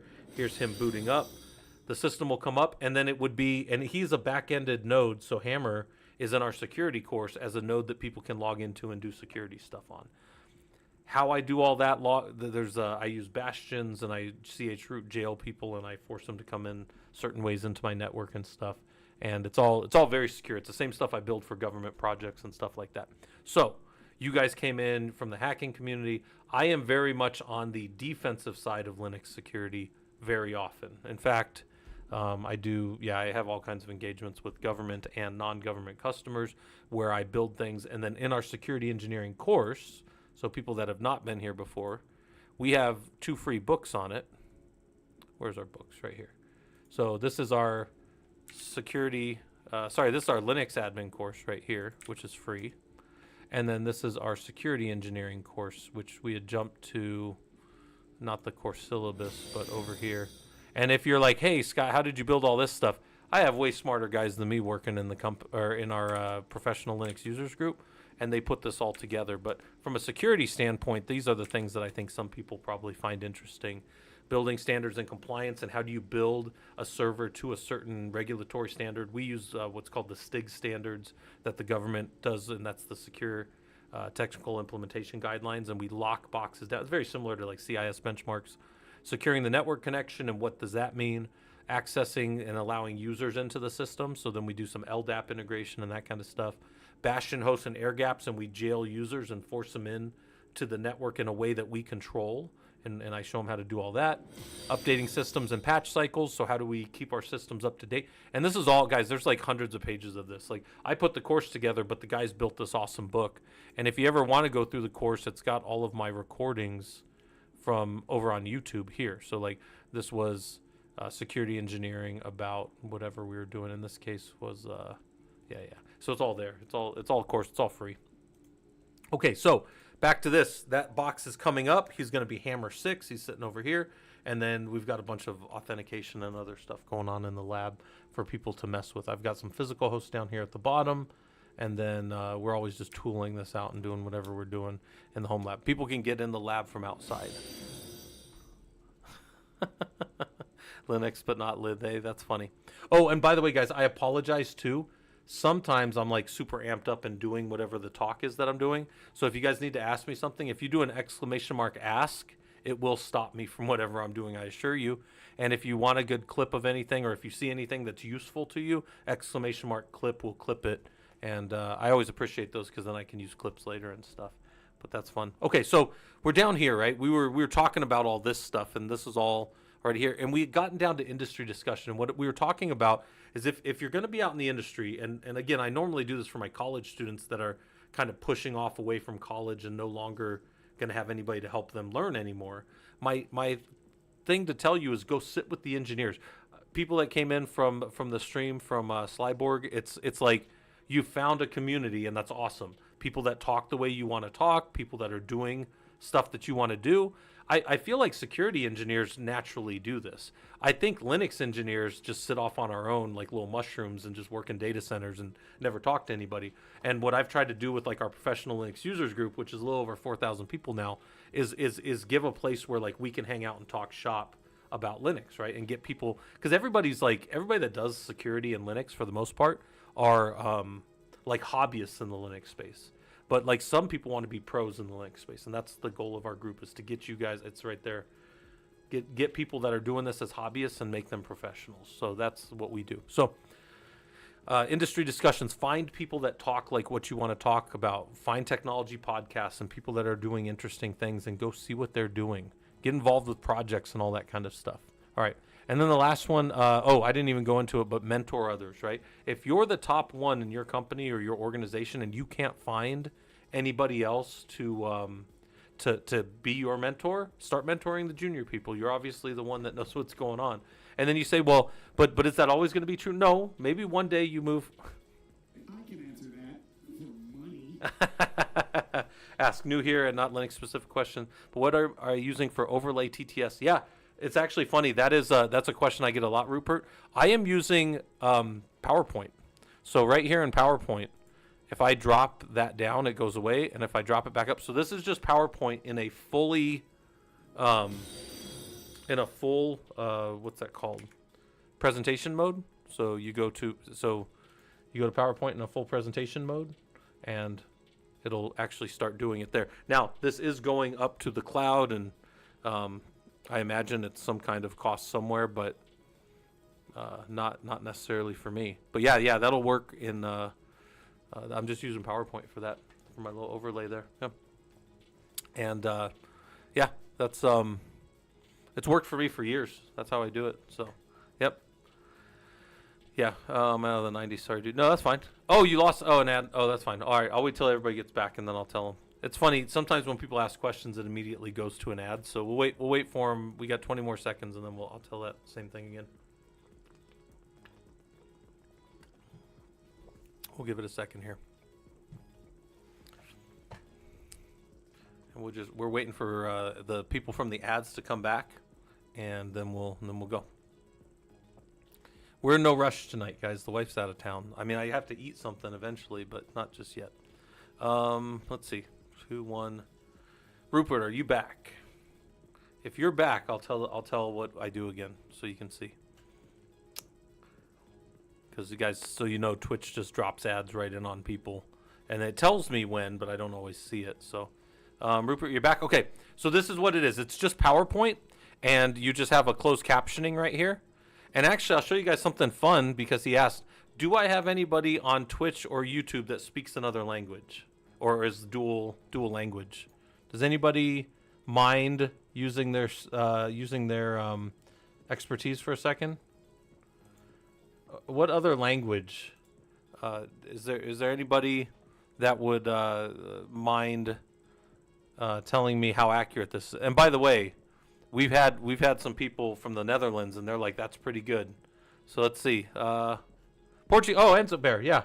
I didn't even think about Ansible with the Portuguese, which I know some Portuguese because I train Brazilian Jiu-Jitsu and have trained that for a long time. But mine is mostly combate,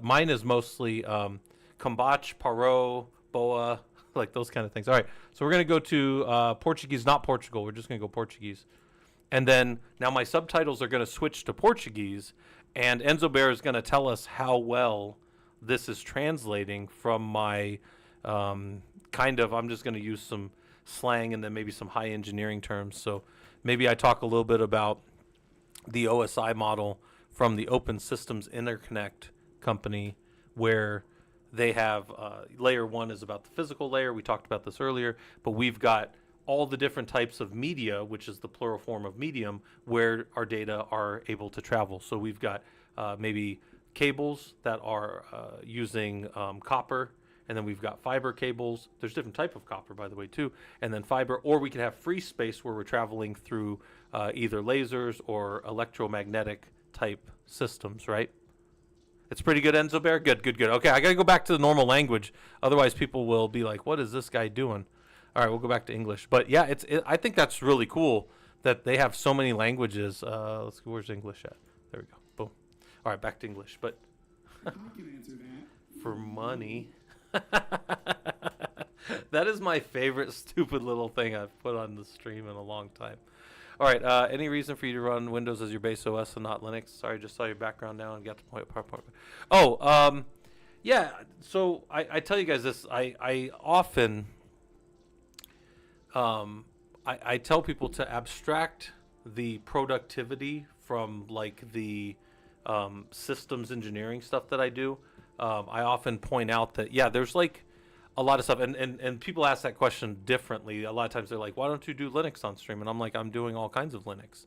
So, yeah, the reason I use the base OS as Linux is because I drop into so many different government customers. I have 4 different VPNs on the system. They're not all active right now. In fact, there's one that it completely locks down my system and I can't even stream. I actually just came off that. I haven't streamed in 3 days because of that. But I have so much productivity and like sending emails and all this other stuff that I just do through my base Windows system.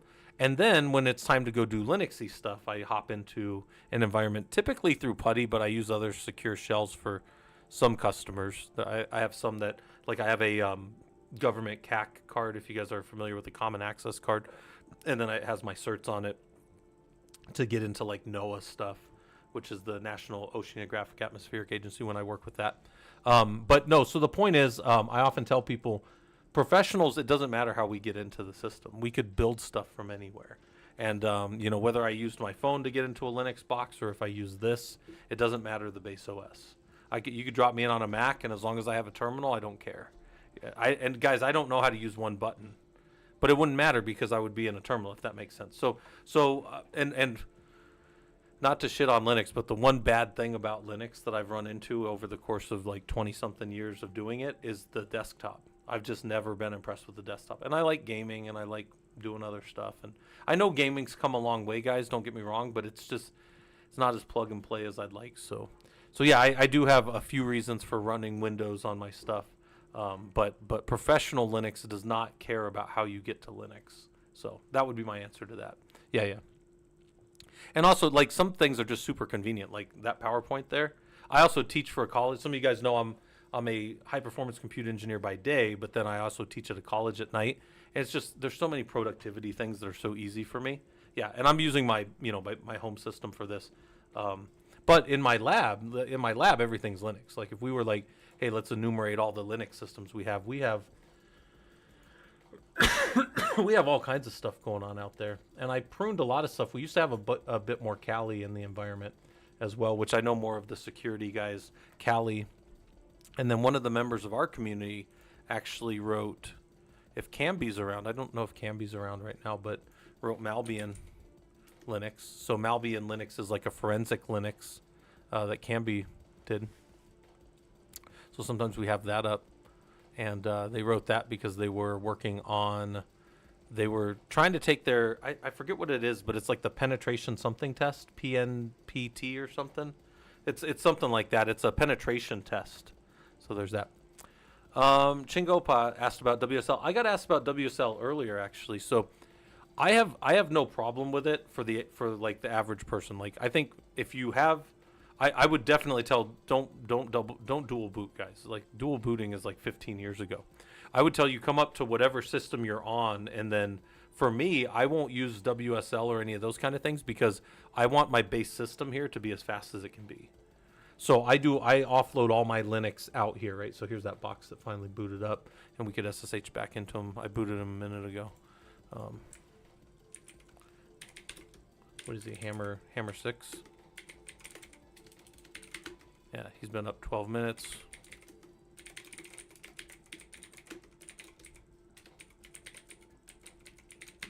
And then we can see how he booted, but we saw him pull all of his information off for money. That is my favorite little thing I've ever put in this stream. Newbie question, but I'm running Proxmox, no GPU, and the impact of VM's performance because everything is a bit laggy. Are you running Proxmox on its own server? And by the way, I probably have, if I were to take a poll down in our Discord, we probably have like 150 people that are running Proxmox right now. So they would definitely know it better than me. I use XCP-NG, but Proxmox probably should not, I mean, I wouldn't think it would be bogged down any more than any other. You got to remember, everything we do in virtualization, hold on, I'll pull up a different talk. So some of you guys know, like, because I've been doing this for a while, I have all these talks. TAL, yeah, all of these talks.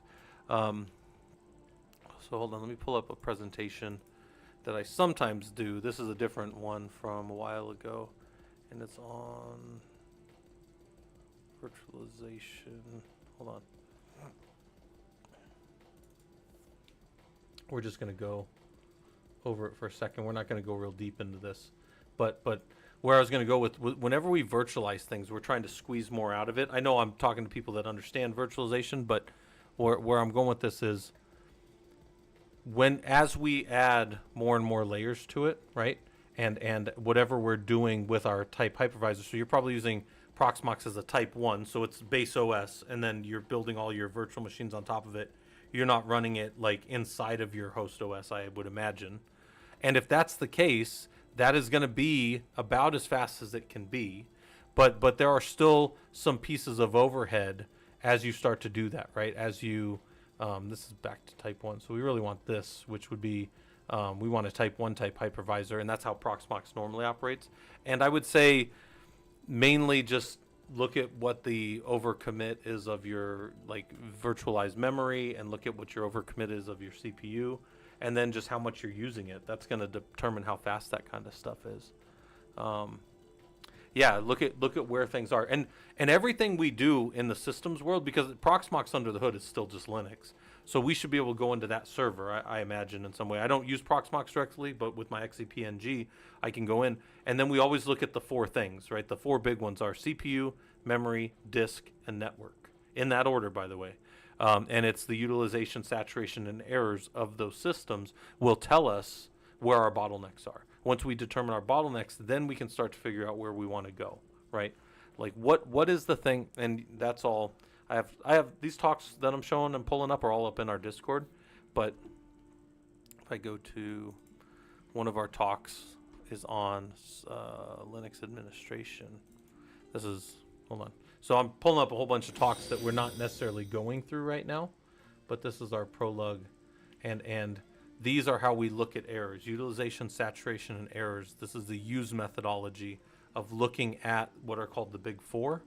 And hold on, I'm going to jump down through some stuff. But right here, these are the things that I would go check on your Proxmox server that you can get into to find what is the thing that's slowing us down, right? Is it disk? Because it's very possible that you only have one disk and there's a tremendous amount of thrashing on that disk for all your servers that are up.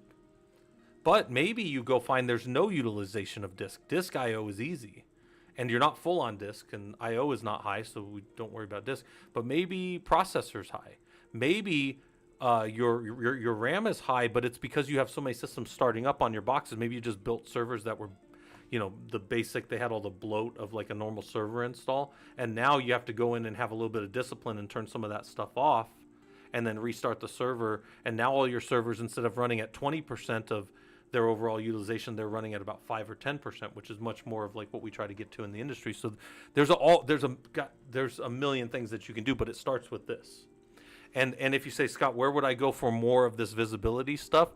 We always have to mention this guy. Like, it's like a law of Linux to mention Brendan Gregg.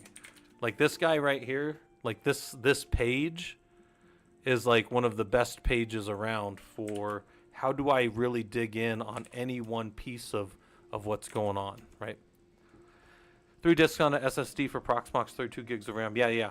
And any of that could be, and let's say you're running, let's say on your virtual machines, you're running like 3 web applications. Well, I can tell you right now, 3 web applications, probably not a big deal to your system. That is probably not the bottleneck. I'm just saying like generally before I talk about anything else.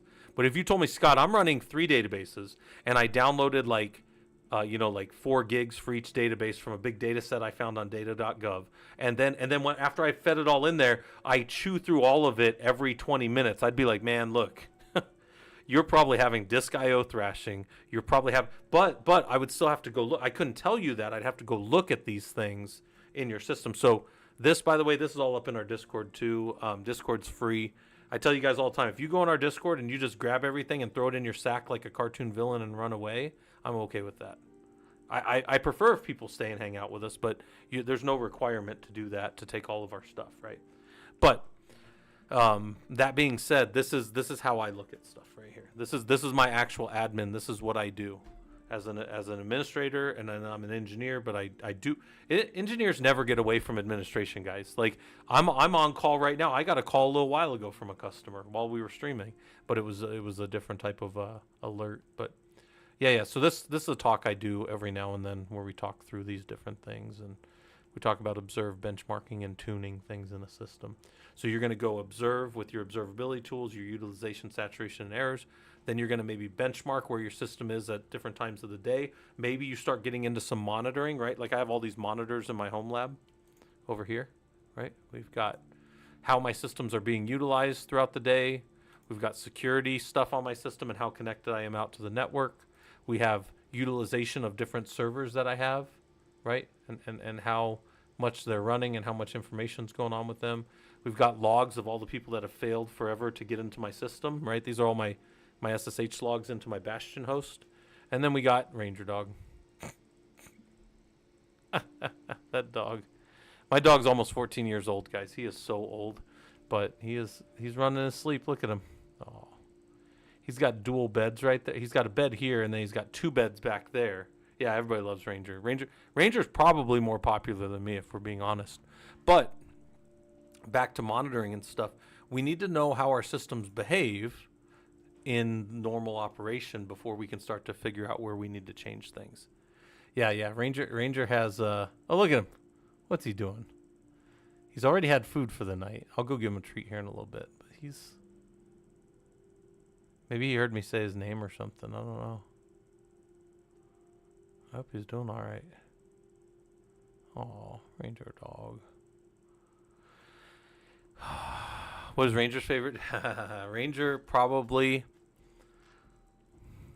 if I had to guess, I think Ranger's probably Rocky Linux guy. I think he's probably Rocky Linux. We use mostly, yeah, Puppy Linux would be good too. Man, we used to have, so it's funny, we used to have a thing, when I first started Linux in the early 2000s, there was a linuxdistro.org, and you could go and get the most current version of any distro, or go to their website. And we used to have Blue Dog and Yellow Dog Linux. So there was Yellow Dog Linux, which is actually, Yellow Dog Linux is where Yum comes from. That's the Yellow Dog Update Manager. Not to be mistaken with an Updog, right? It's not an Updog Linux. And they say, "What's up, dog?" And I said, "Nothing. What's up with you?" Anybody here ever saw What You Do in the Shadow, or What We Do in the Shadows? God, that show was funny. All right, but he's always trying to get people to respond to his. Oh yeah, that's a real Updog you got going on there. All right. Anyways, so that's Ranger. But to the problem, the problem that I was asked about with the system, yeah, I would monitor. By the way, I know Proxmox has a lot of this stuff built in. So really, what you want to do is check out those big four. Check out what is it CPU, memory, disk, or network, and I'm telling you, it almost always bottlenecks in this order. It's not to say that the network couldn't be the saturation piece, because it could be, but a lot of times it's going to be CPU and memory, especially when we start talking about how we slice up virtualization, how we get these different component pieces as we go. Oh, where did it go? As we go deeper and deeper and have more and more components that are overutilizing resource, right? Because we have overcommits of resources available in Proxmox, I'm pretty sure. Yeah, B Arch. Arch Linux mentioned. So what's the other one everybody always mentions? Not Cloud Linux. What's that other one? What's Creepy Paper? Nandor and Guillermo at Dragon. Oh, nice. Yeah, Ellipses. I have not watched the newest couple seasons of it, but man, I love that show. I watched the first few seasons for sure. I made it through like 3 or so. I don't think I've seen if they've done a couple seasons the last few years. I haven't watched them yet, so I need to get back to it. But yeah, I do love. Yeah, Guillermo would be fun to see for sure. And then Nandor. I like Nandor and the IT Crowd. I don't know if any of you guys ever watched the IT Crowd, but that was a fun show. All right, so let's move this stuff all out of the way. You guys see how I get into my systems, how I do the things I need to do, and a lot of stuff I'm building for the government right now is using this Werewolf platform. Werewolf is a tremendously powerful, and if you say, "Oh, that sounds familiar," well, Werewolf is actually born of Beowulf, so you can go look into Beowulf and then Werewolf and CIQ, and they're the same guys that run Rocky Linux. So Rocky Linux, which is an alternative for Red Hat Linux for a lot of government customers nowadays, that's where it all kind of comes from. But this was our final review, was just continuing education. After you push off from shore and you're no longer in college, again, how this talk originally came about, like, you should know how you learn. If you haven't learned how you learned by the time you got out of school or college, you have to learn how you best learn. And then you have to keep yourself ready to learn new topics and new technologies and those kind of things, right? You can do that with certification, but that is not to say that you have to go pay and get certs. But certifications have a body of knowledge around them that you should understand and kind of learn. Then we talked about home labs. You can have professional projects and personal projects, just things that are fun for you and things to talk about and work on with your friends. I think you should have a good book collection. You can gather them a bunch of different ways. Excuse me. And then industry discussion groups, podcasts, blogs, open source community. There's so many places for you to get plugged in and learn how people that are doing this professionally talk. And that's going to help you to pass the interview. That's going to help you to know what to put on your resume, how to talk about this stuff when you're in the interview, and even practicing. Like, we have practice sessions sometimes where we do interview practice and that kind of stuff with different people. So Slack and Discord servers, there's all kinds of things out there to hang out with, right? And what I try to tell you guys is, I'm not telling you guys you can't do, like when I was talking about this and I was saying, I'm not saying that you can't go hang out and talk tech and watch things that are infotainment. It's just, if your goal is to get in the industry, some of that stuff's not super useful to you. If you're already in this industry and you want to watch somebody for 6 hours a day while you're doing other stuff and that's fun for you, sure. I don't see anything wrong with that. I'm just saying, if you were to come to me and say, Scott, what's the first thing I need to change? And I would say, stop being infotained by people who aren't actually teaching you anything. Go find a community that's trying to, right? Not to say you have to leave the other communities. I'm just saying your goals have changed somewhat. So something to think about. All right. And then again, like, we get down to the end, and if you're the expert at your company and there's nobody there to mentor you, start mentoring other people. You say, I don't know how to mentor people. It doesn't matter. Start showing them the stuff you know. Start showing them where the docs are. Start challenging them to write the docs, the same documents that you've been writing, and challenge them to update the procedures and those kind of things. And, start to kind of be that example for the next generation. I think that that's a big thing. Yeah, Rupert, I document things in such a way that if I leave, you should be able to continue doing my work. Now, you won't have maybe my background and some of my other stuff in there, but if you plug somebody in that's like me, I should be replaceable. Yes, I 100% agree with that. Yeah, I try to document in such a way that you could replace me tomorrow. Because and this is going to be one of those Chad things that I sometimes say, but I try not to be super Chad about it, but it's true. I think that, and I say Chad, right? That's the young people's term for it. But it's like, I know that I'm good at what I do. And I tell you guys all the time, I'm not the smartest guy in a room full of engineers, but I know that everybody's going to come to me because I'm the guy who builds stuff. I don't have to be the smartest guy in the room. I learned long ago I'm not going to be. I tell you guys sometimes, like, and some of you think I'm joking, I've worked with 2 different engineers in my time that can do calculus in their head. And you say, like, with a function, and you can give them a number, and yes. I've known 2 different humans that can do that. They don't need a calculator, and they will be right in their head. And you're like, no, I've seen it twice. Dudes that can just do that.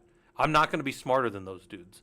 But I can tell you right now, both of those dudes came to me to build stuff because that's what I'm good at. So I play to my strengths. I'm not the smartest guy in the room. I don't have to be. We learn these things. We sit. We work with other engineers to get good at what we can do. And I always tell you guys to work on your strengths. Yeah. I've worked with some really smart engineers. When I was at Lockheed Martin, I used to work out in Goodyear, which they closed that campus in 2013. It had been open since World War II out there in Goodyear, Arizona. Lockheed Martin closed it. There were more concentrations of like masters and doctorate holders out there than anywhere else in the company for this program that we were on. And like most of those guys that had their doctorates were in mathematics. They were all super smart guys. So I was not going to measure up to any of them, but I definitely was still a guy that a lot of people used for building stuff because that's what I do. I'm like Scott the Builder. All right, anyway, so that was that. Send me messages here or on Twitch if you guys have questions. Let's see, what else were we doing? We had a self-assessment that we did earlier. I was showing you guys this earlier. So this was like the start of this. The original question that got asked when I kind of started talking earlier was like, what should I do to get into the industry, to kind of like break over that hurdle to get in? And I would tell, like, as a quick recap, for junior people and people starting out and younger people, like especially if you're in your 20s, don't be afraid to work that second or third shift because that'll get you in the industry. That'll get you in the network operations center. Don't be afraid to work for a school district or a hospital. They need help desk people. They need people to move computers around, right? And you'll at least be in the industry, right? Then, another thing I have is this little self-assessment matrix. This is up in our Discord, so like anybody could take this. But it's like, here's your purpose, your scope, what's in scope and out of scope, your methodology and your control. So you're going to do, there's 2 things. If you guys were to do this right now, there's 2 things. There's the technical skill and the technical interest. And then separately, there's the business skill and the business interest. But you'll see what I mean here in a second. The technical skill is like, how good do you think you are at Linux? And by the way, if you go down and you say 10, 10, 10, 10, 10, 10, 10, 10, 10, I can't help you. You're already an expert. But if you were to say like Linux, I'm like a 9. I feel pretty good. Storage, I'm maybe like a 1. Security, I'm maybe like a 9. A lot of people came in from a security stream, right? So maybe they're 9s, right? They're up in security and they're good at it. Awesome. Although I would tell you, there's so much security out there that you can have all kinds of certs and still not know anywhere near everything, right? There's so much stuff to secure. Networking, Git, all these things. Now, this is your skill. And like for me, I always tell you guys, databases, I'm like a 2. I can run SQL queries. I can turn on a database. I can install a database on a Linux box. 2 might be generous. Maybe I'm 1. But then after we assess our skill, right, write it all down for you. It's for you guys. Then we look at our interests. And guess where my interest is on database? It's probably like 0 or -1. I don't care about database work. I look at database work the same way that people look at Linux work to me. They're like, you can't possibly sit in this for 12 hours a day. You're insane. And I go, yeah, I know, but that's how I look at database people. You can't possibly sit in that database all day. You're insane. And they probably have somebody that they say it to down the line, right? Okay, yeah, ellipses. I remember that now. The creepy paper from season 1. Okay, I remember that now. I need to rewatch it all. My favorite thing from season 1 was where he got the little dog toy and threw it off the roof when he was fighting the werewolf. That's one of my favorite scenes, and maybe any comedy ever, where he just goes, "Oh, I'll take this then." And he chucks it off the roof, and that made me. I had to pause the show. I was laughing so hard. I might have even been crying. I was laughing so hard. So, and other things takes time. Stuff's changed. Yeah, Rupert. That's another thing too. Often I tell, like when we play Blue Team, like all of our tech stuff on security engineering, all of our stuff for the course so far that we had built was Blue Team stuff. Lock all the doors, protect all the Linux, like keep all the Linux secure. And I tell the guys a lot of times, you can't. It's very hard. Even the NIST standards and even the CVE database is only what people have found. There's all kinds of world that has not been found yet. There's all kinds of, because what is a 0 day before it gets caught? It's out there in the wild doing whatever 0 day shit does, right? Taking over, right? So that's how Log4j was. When Log4j hit, the industry reacted pretty quickly, but we didn't have a fix for like over 10 days. And a lot of people that worked it know that it popped the first time at like a CVSS 8, which is pretty high.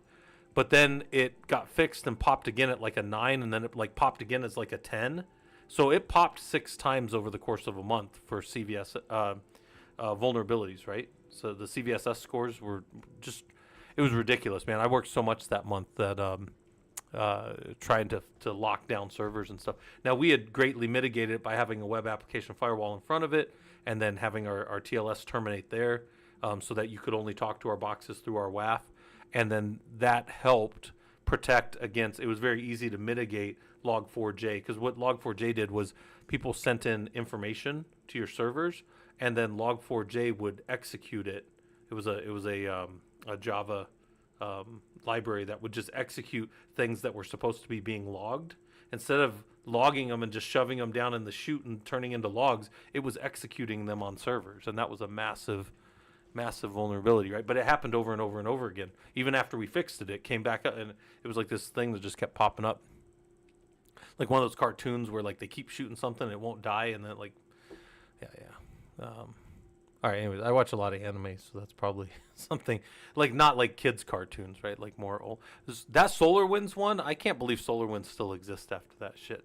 That SolarWinds one was really bad in the government sector or in the government sector, whatever the word is, sector, because what people didn't know was so many people had given control to them to do stuff, and then when Falcon Strike happened, I couldn't believe that they still exist either. Because basically they used over 1 billion machines on planet Earth as their test environment. And I just can't believe that people let them off the hook for that. I can't believe it.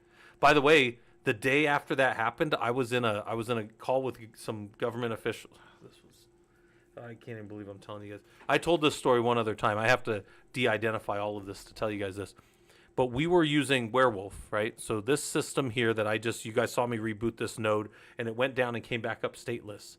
And they said, hey, we can't use that because we have Nessus Nessus is a scanner, right, from Tenable Security, and we have Falcon Strike that have to be able to update themselves on our systems. And if you turn them off and turn them back on, they're not going to keep that update. So we need to be able to take those auto updates. And I'm like, did you guys not learn anything from like 2 days ago? I'd like this. I very rarely come off mute in meetings, guys. If you're ever in a meeting with me, you'd be like, has Scott even said anything? Guys, they were arguing for that control. And I was like, guys, this is the exact opposite of what we're trying to build here. We want to, when we air gap systems off from the world, those systems need to be like coddled and protected off to the side. And then we control the updates. We control all the patching. We control everything that comes into that environment. And then over here on the edge, they're like, just let them update it whenever the hell they want. I'm like, how are these ISSOs, Information System Security Officers, for like government projects and stuff? And then I look and it's like, just because they have their CISSP.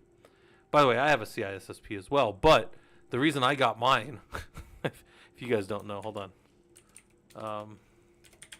I'll post my certs. Not that I care that much about them, but over on the Twitch side, I just did all my certs for people. But I got my CISSP because I used to argue with my security team so much at AAA when I was the platform engineering lead. I actually went and got my CISSP. I spent $795 of my own dollars. I studied on my own, and I got that cert for one reason and one reason only. Does anybody here remember it? I don't know if any of my guys. It was exactly to be petty. It was so that whenever I had 3 email signatures, I had my general normal email signature. I had my response to most people, which is kind of like a lean down signature, so it doesn't make a whole bunch of mess on screens. And then I had one called Scott Reply Security. And when I replied to security, I put CISSP after my name. It's the only time I've ever done it. But when I replied to security, they knew that I was whatever they thought they wanted to have. Yeah, that's why I got that cert.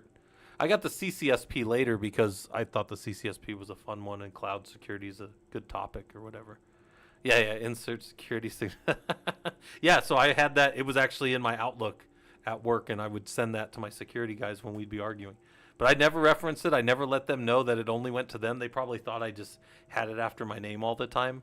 But if you guys ever work in government stuff, every ISSO, that's like a requirement for information system security officers in the government and government adjacent things like government contractors. So you will always see CISSP after that. It's 100% of the time, right?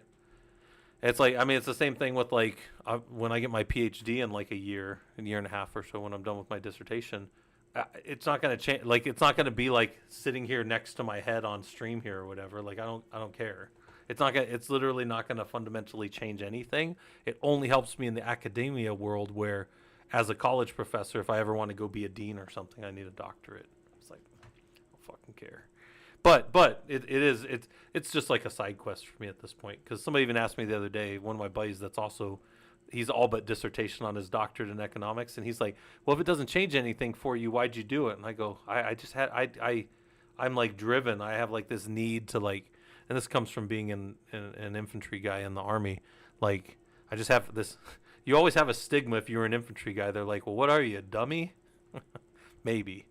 I can tell you for sure, I've met the smartest and the dumbest people ever in the infantry, but the one thing they all had in common was they were all insane. But yeah, I used to be driven by they're not going to send me back to Iraq. So, as per my last paper. And it's funny, my current dissertation plan actually deals with cybersecurity, but not in the way that most people would think. And it's actually funny, not in a way that I've ever actually professionally done. It's a thing called CAB, the knowledge, attitudes, behavior, and it's how the knowledge drives the attitude change about a thing, and then changes your actual behavior towards something. And it's the idea that like cybersecurity training, which I've done everything in cybersecurity except training. I've never trained I mean, in the college sense, I've taught cybersecurity stuff, but I'm saying like I've never run like a cybersecurity program for a company that is like protected. I've run red teams, right? I was the red team lead for AAA, technical lead, by the way, too. I wasn't a manager. I was doing tech stuff. And where I'm going with that is I've never run like the training part of it, but that's actually what my dissertation's on, which I think is kind of funny.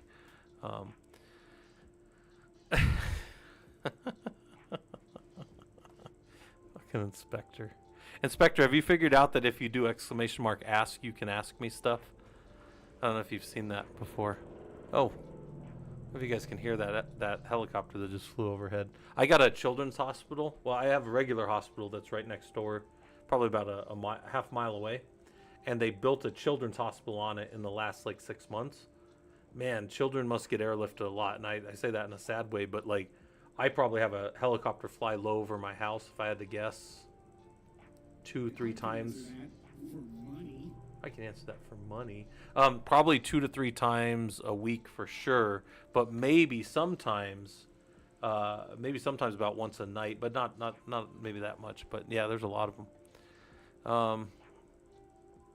Hello, matey said, how do you go about learning this stuff just one day at a time? Yeah. I mean, you guys are basically watching me brain dump like 25 years of doing this. Because when did I start? I started learning Cisco in 2000. So I got my CCNA in 2002, and then I moved over into Linux right around 2003, 2004-ish. I started doing Linux professionally. So, I love Rick and Morty, man. I've been a fan of theirs since the beginning. I haven't watched any of this new season yet, though. I watched all the seasons up until this one, and then I started seeing a bunch of memes come out, and I'm like, should I know this reference? And I'm like, oh shoot, they're going. I think they're like 8 in or something. I haven't even watched one, so maybe I'll get around to it. But hello, mateys. Thank you for the subscription. Make sure you refresh your browser because you probably just got dropped in an ad break. But yeah, how do you learn this stuff? You learn it one bite at a time, right? If you guys like Linux, what you do is you go and you hop in. Maybe you get, again, I tell you guys all the time, if it's not here, find somewhere that'll show you anything that you're interested in. We've got a course on Linux admin. Now, this one, I tell guys all the time, this is an entry-level course, 16 weeks, it's free. But this one is not necessarily about the low-level Linux. Like, I think you should go do those labs and work on that stuff and get your hands on the keyboard. This is a lot about how Linux interacts with a business and how a business uses it, right? So if we were to go dig in on any of these, I think in like week 3 on the worksheet, like we're doing, here's the questions, right? So the questions are, read this section called Operational Security. And then what important concepts did you learn about how we behave during an operational response to an incident? So if there's an incident, you're a Linux systems administrator, responding to incidents is a big part of your life, guys. So how would you respond to an incident? How would you, what are we doing there? That kind of stuff. By the way, if you guys can always, like the course is free, and I linked it a few times, but I'll link it again real quick. The courses are free, but if you want to do them with us, we do start it at different times of the year, and then you can do the discussion posts in the Discord with people and talk through stuff and work on stuff. The security engineering course we just finished up a few days ago. Actually, I think the 21st was the last day people could turn stuff in, but this was the one that had, and all the labs are all built into it and everything. And the labs, most of the labs are either, well, all the labs are either in my Killer Coda, or Killer Coda is free for anybody, or in my home lab, the ProLUG lab, where all you got to do is send me a message on Discord and I'll get you access to it, right? You get dropped in one of those little shell environments. You get dropped in one of my werewolf boxes, one of my Rocky nodes, and then, or hammer nodes, depending on which course you take. And then when you're done, you drop out, it reboots the box, and then the box just comes up clean again. It's a pretty nice little system we got. Panic, start guessing, and don't document anything. That's actually a big part of it, yeah, zombie. But I tell people all the time, like if you don't practice this stuff, how are you gonna know it? And I actually have a talk. This is funny. This talk does have my CISSP on it, so I don't want anybody saying, "Wait a minute, you said earlier that you don't ever do your CISSP." That was why I originally got it, but then I did eventually put it when I was talking cybersecurity with my company. This was I originally gave this to my company, Redline. Yes, I did put CISSP after my name, to be fair. But this was like cybersecurity response, this one was. And this was like how we do an incident response, how the life cycle works, all that kind of stuff. And then we got into, we did some Black Hills. So if you guys have ever seen the Backdoors and Breaches, which is basically Dungeons and Dragons, there's a pretty cool little game that they put together. And then we do that game. And we ask questions, and I tell you a story. I did this just the other day on stream, and then it walks through all the answers and stuff as you play the game. But this is one of my favorite ones. Like, this is one of the things that I really emphasized in the course for security was you're not just doing stuff. You're not just doing stigs and not able to understand the trade-off. you're not just a IT guy and a PhD and a vendor and a CISO and a C-level saying we've done everything and then the black hat gets in anyways. We are understanding the trade-offs between the types of controls we use and the type of security that we're applying to our systems, right? So instead of making you guys into drones, I tried to make you guys understand, like in Unit 1, why you would use these things, right? And do I have it here? This is the Stig viewer, right? Implementing Stigs on, in this case, it was like locking down MariaDB and practicing that. But then in our discussion for that week, let me pull up the discussion for that week. Hold on. It was Unit 1, right? Yeah. Admin course. Oh, wrong one. Unit 12. Let's go to security engineering, Unit 1. I'll just pull this up real quick.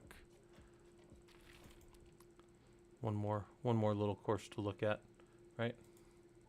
And we got into all this stuff and we talked about, so right here, controls, right? How we actually control the system. And it used to be technical, administrative, and physical. And then just in the last, like, I don't know, it feels like the last few weeks, but probably the last few years, they flipped it over to be managerial and operational. And then in the questions I ask you about will, authority, and force, like will, if you will to do something different, like we got a bunch of people in here that do red team stuff and hack, right? So if I tell you, like if I put a banner message of the day on my systems, right? If you go to one of my nodes and it says dev cluster, Scott owns this cluster, go ahead and leave if you're a bad guy. And you look at that and go,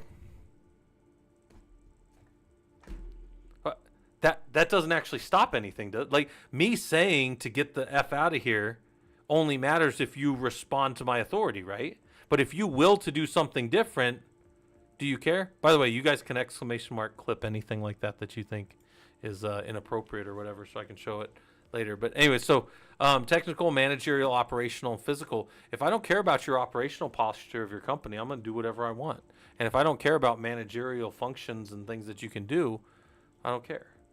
But technically, we can have preventative controls. And technical preventative controls, like in my home lab, is you can't log into my box via SSH on root as the root user. Can't do it. So that's a technical preventative control.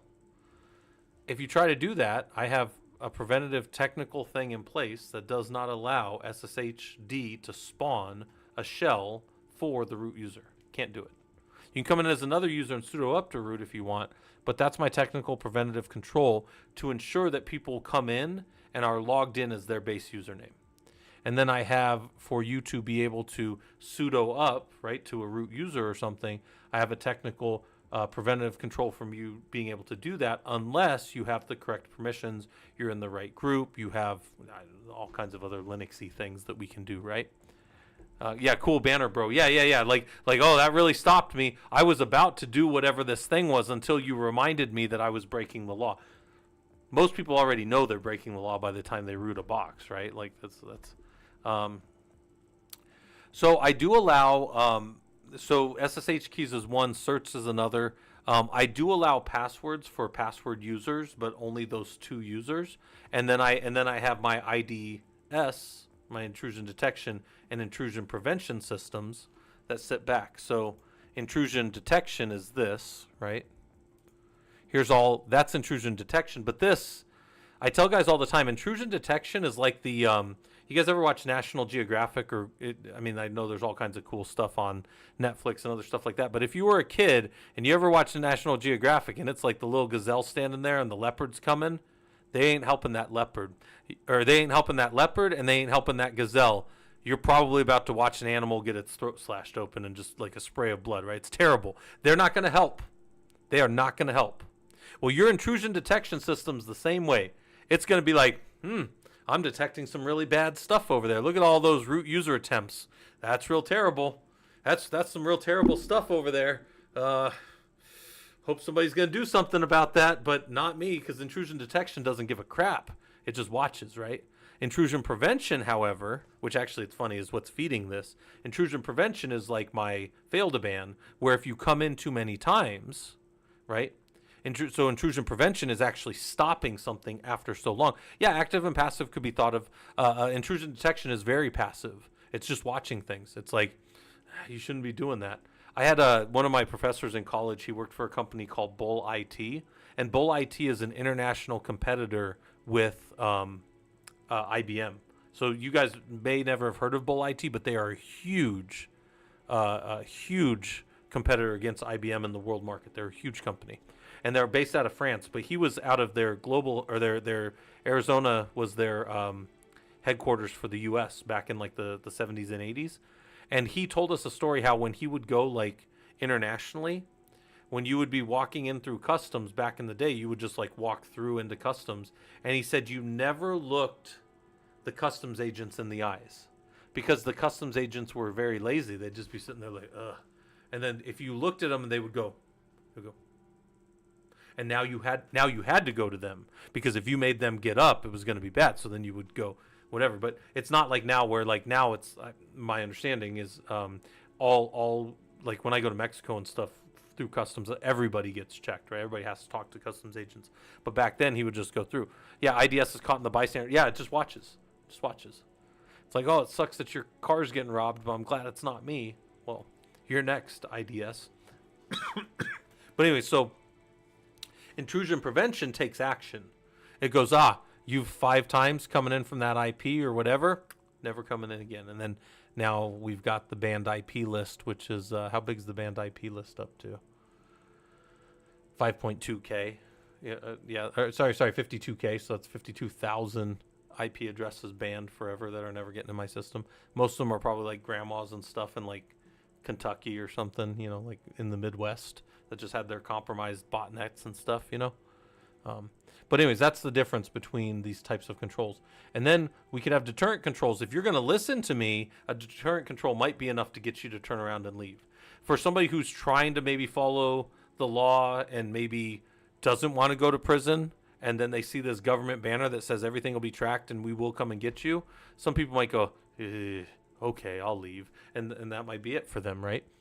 Then detective controls don't help you. So like a lot of times people think like, I'll put all these security cameras up. That's a physical control, but it's a physical detective control. If I drive in and start doing wheelies or not wheelies, but just burnouts all over in your parking lot, and you've got security cameras, good job, bro. You got security cameras. Yeah, donuts. Yeah, I'm just laying rubber all over the place and just spinning, right? That's a detective control. It's going to help you find out later that I was flipping you off the whole time, but it doesn't help anything. This is DiDevX. This is very similar to Sec Plus. In fact, I took a lot of this course in the week 10 and I tied it back to Security Plus. But this course itself was not Security Plus. In fact, this is just me talking about it here. But when we did the course, right? If you go look at the actual underlying course real quick, the course itself was highly technical. We were heavily involved with the actual implementation of these STIGs on real boxes.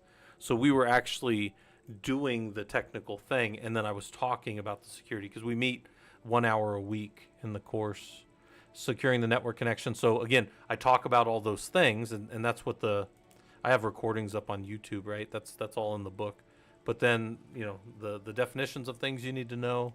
And then in the lab for this one, it was like, how does sysctl work and what are some of the settings you could have? And then you go look in your STIG viewer for different settings, and then you actually go and you set them under the network configuration and find how they're set on the different hammer boxes. Or you could do it up in Killer Coda as well. And then what are the STIGs and how do they work and what do they want you to do? And I always asked, are they technical? Or are they, and are they preventative controls or detective, those kind of things? Yeah, what type of control is being implemented? And then we exposed a port through a firewall, so that's also very technical.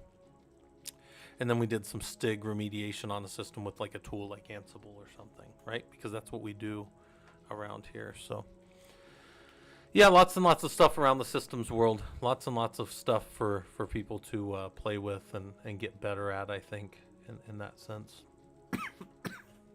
All right, guys, I am pretty beat. What time is it? It's only 9. I need to go eat something, though. I haven't eaten all night, so let's go find somebody to raid. I appreciate everybody coming by. You guys are always welcome to hang out down in the Discord. That's always free. We have a little over 4,000 people hanging out down there. You guys are always welcome to, talk shop, commiserate, right? We got our little complaints channel down there.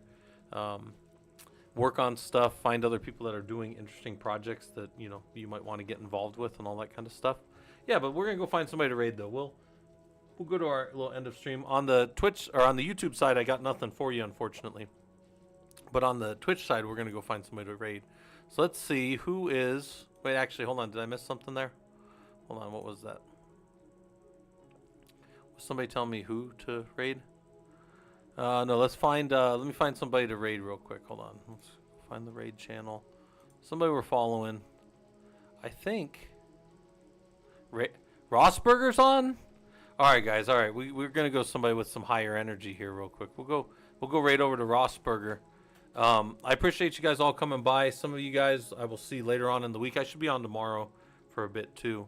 But I definitely appreciate all of you guys hanging out with me and talking system stuff. I'll talk to you guys later. Take care.